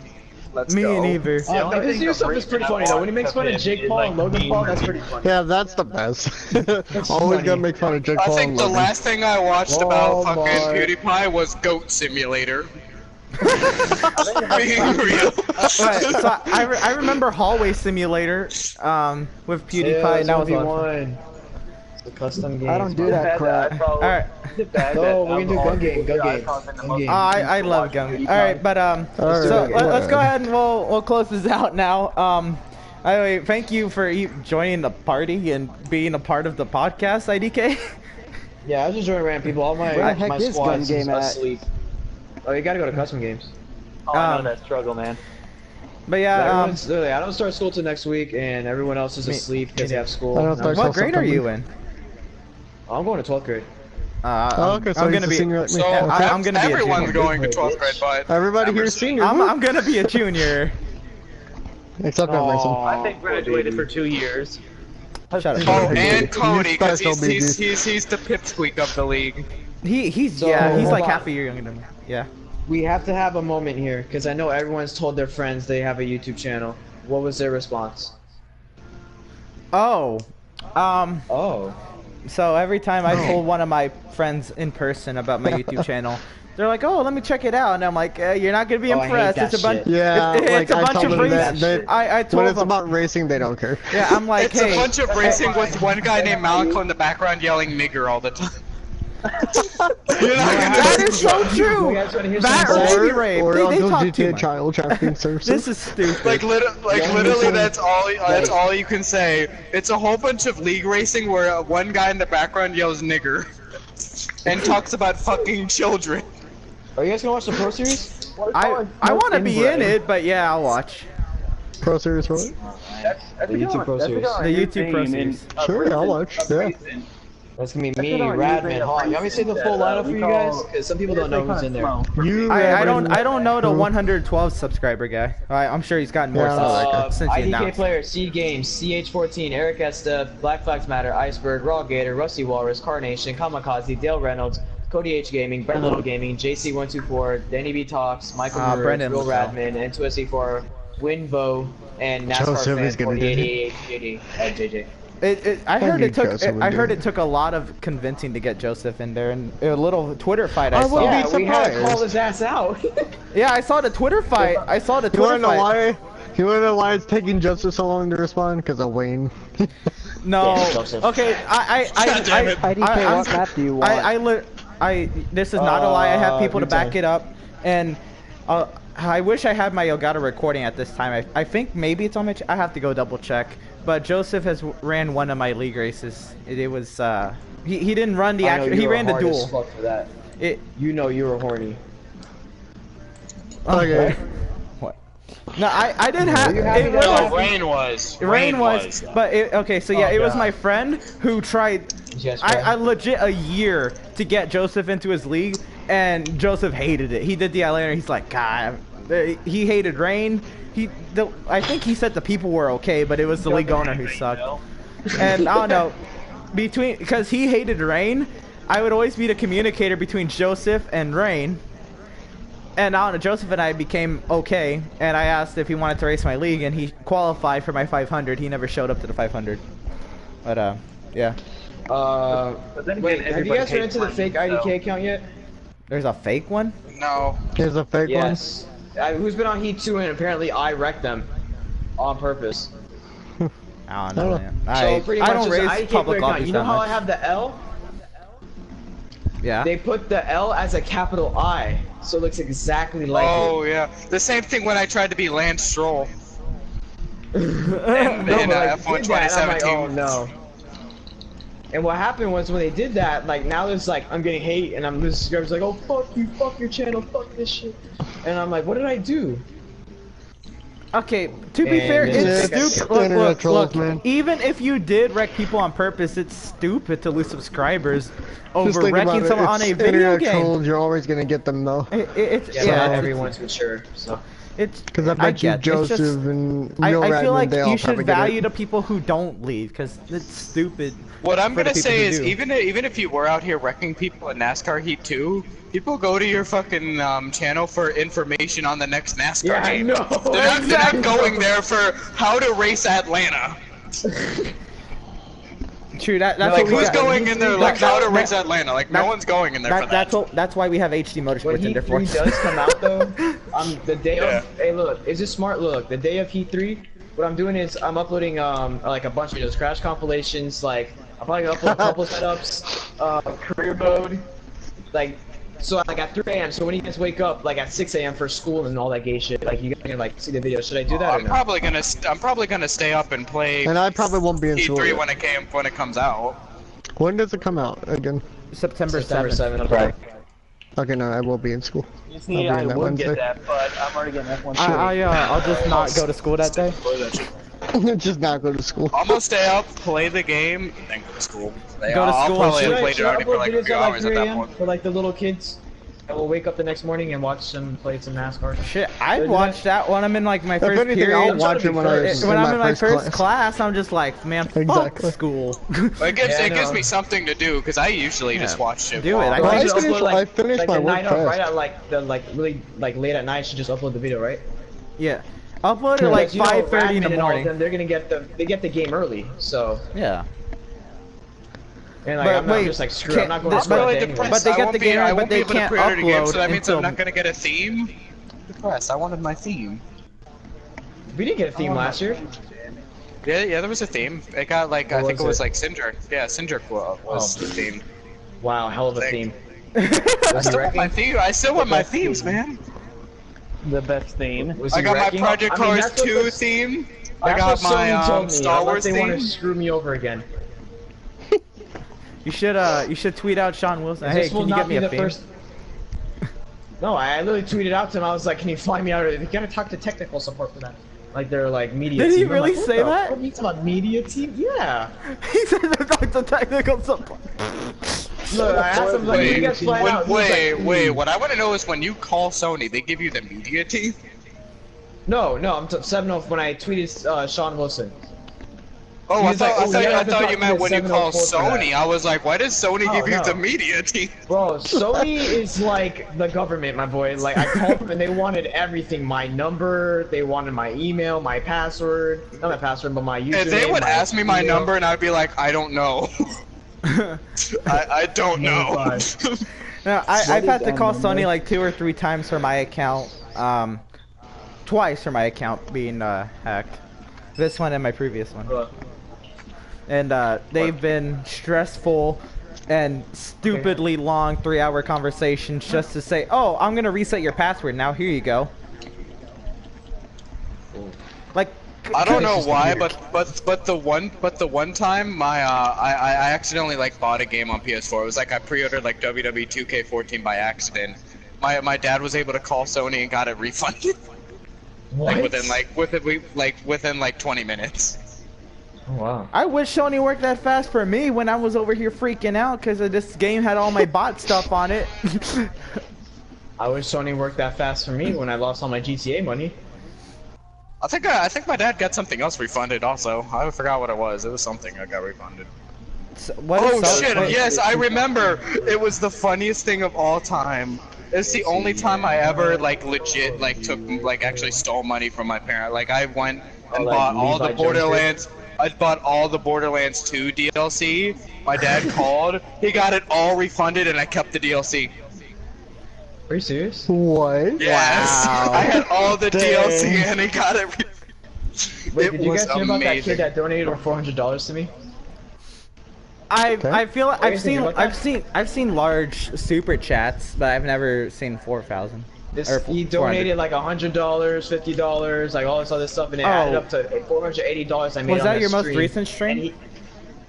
And no, secondary, most recent. I But, think like, I he saw that. donated, It was on Heat. It was on the Heat one. Bro, Yeah. he donated so much. I was like, what the? I thought he stole his mom's credit card, like 100%. I'm like, oh my god, he's gonna get his ass. That's what I feel like super chats are. People who are super fans or super sneaky with their parents' credit cards. I don't know, but man, I'm just saying, it was the only time ever I did $280. I mean, it it's didn't- cool to it didn't support even turn someone, that but bad. stealing your parents' money. It Damn. didn't even turn out bad when I stole it, because my dad got all of his money back and I got the deals. Remember when the NASCAR 15? I don't know if, who all. Yeah, you remember the NASCAR 15 DLC came out? You had to pay for it. A day later, it was free. Oh, that was Stop. stupid. That was What? so stupid. I never paid for it, IDK, did you play NASCAR 15? Did you get the DLC? No, No? Nah, I only played up to 14. Oh, okay. For NASCAR 15, they had like the paint schemes DLC. Maybe it was 14, but no, it wasn't 14 because the Chase DLC you had to pay for. But for NASCAR 15, they released like 4 paint scheme packs or something like that, and you have to pay like $9.99 for each of them, or $4.99 for each of them. And then like the next day or 2 days later, it was free. And everybody ranting because they paid for it, and everybody else got it for free. Dude, You know, I'm a kid. Dylan was telling Yeah. me to buy. Dylan was telling me to buy that DLC, and I was like, no, it's gonna become free. And it was, and he bought. What type I of think DLC I was think it? Dylan bought like Paint one Just of a the paint scheme DLC. DLC. It was like 4 paint scheme packs. I was What- right what as do you fuck want? though. It was I didn't know it was gonna become free. I didn't think about it. And then But thinking it about makes now, sense they now took all the because DLC away.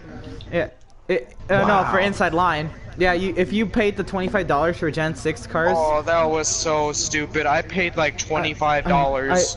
I paid the for that, $25. too. I did For too. And then I Inside go- Line for the PS4. It was you got the Gen 6 cars. for the We're talking about PS3. for No, for Inside Inside Line Line on PS3. PS3. PS3, right? Yeah, for when Inside Line came It was a out, DLC. or the Inside Line came out in November 2012. When the Daytona 500 for 2013 came out or started, they had the Gen 6 DLC, and you could buy that for you could buy a paint scheme for $1 or the whole pack for $25.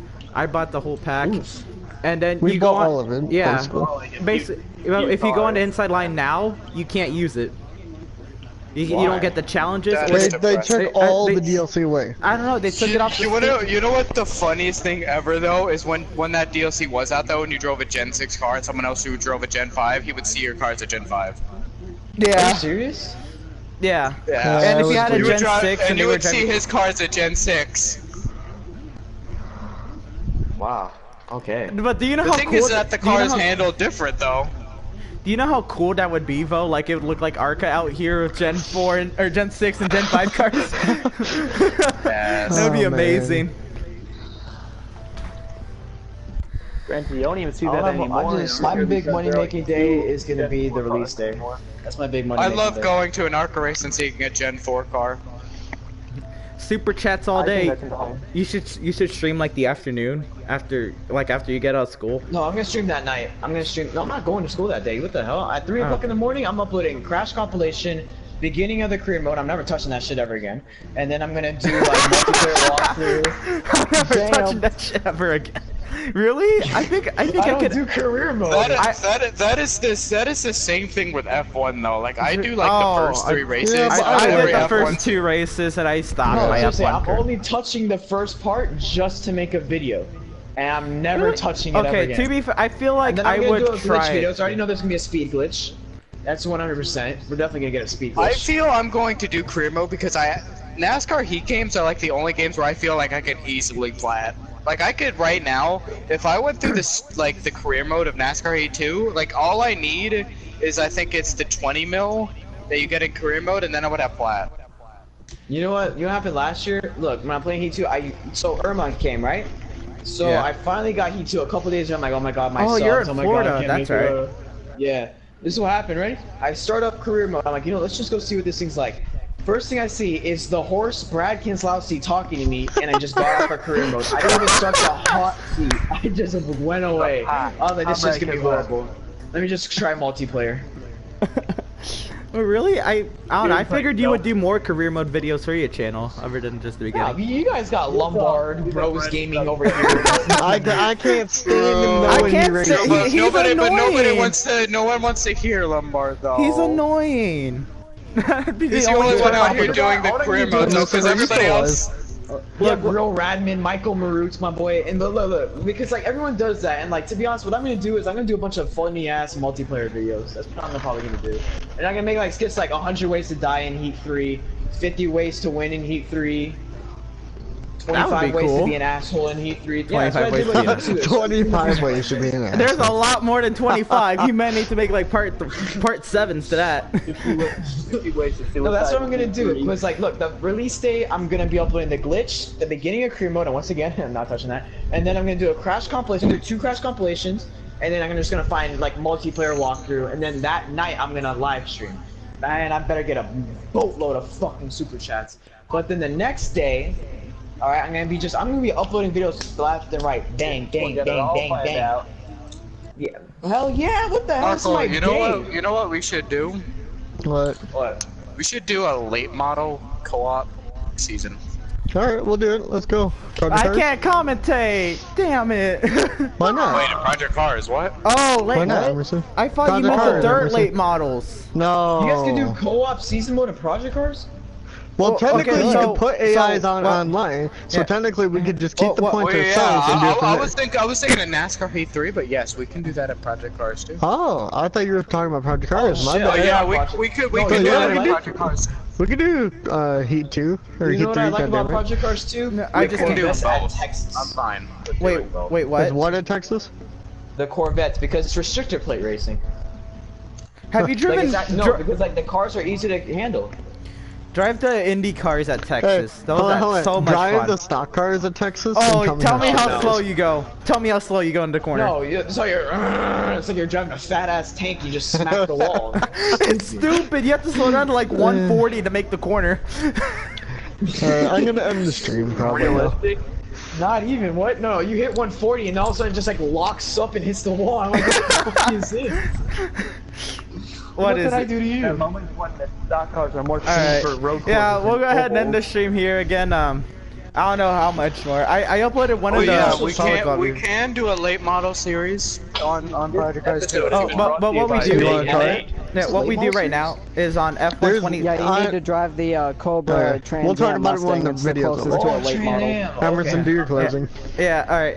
But what we do, it's part of my channel, so I'll do this. But what we do for a It co-op. doesn't handle, well, is I can't on- really say that. It is does on handle F1. like a late model, but it's the closest to God like damn an it, Larry. actual late model they have. Shit, I thought we were gonna get on Black Larry, Ops. you're Fuck in that this. shit. All right. So what we do for a co-op is I commentate Markle and Larry or Malenko, and they race one team in Formula One on F1 2017. But I can spectate them and the other racers, so I commentate basically their whole season, and I do the points and everything. Aw, that's so cute. No, You know what I used to do when I was a kid? On NASCAR 14? Since Homestead Miami Studio is like my favorite track, right? I'll be like, John It's your home Freeman's track. going to the Final Four. Yeah, I go by Homestead Miami Studio every day. That's where I found Stitch. You know who Stitch is? The little cat that we saved? With me and my girlfriend? that's We cute. found her at Homestead Miami Speedway. Oh, that's And cute. she was all fucked up. We're gonna name her Danica, but Danica has bad luck and sucks, so we wanted her to survive. So we named her Stitch. And that's how we're ending this stream. Good night, guys.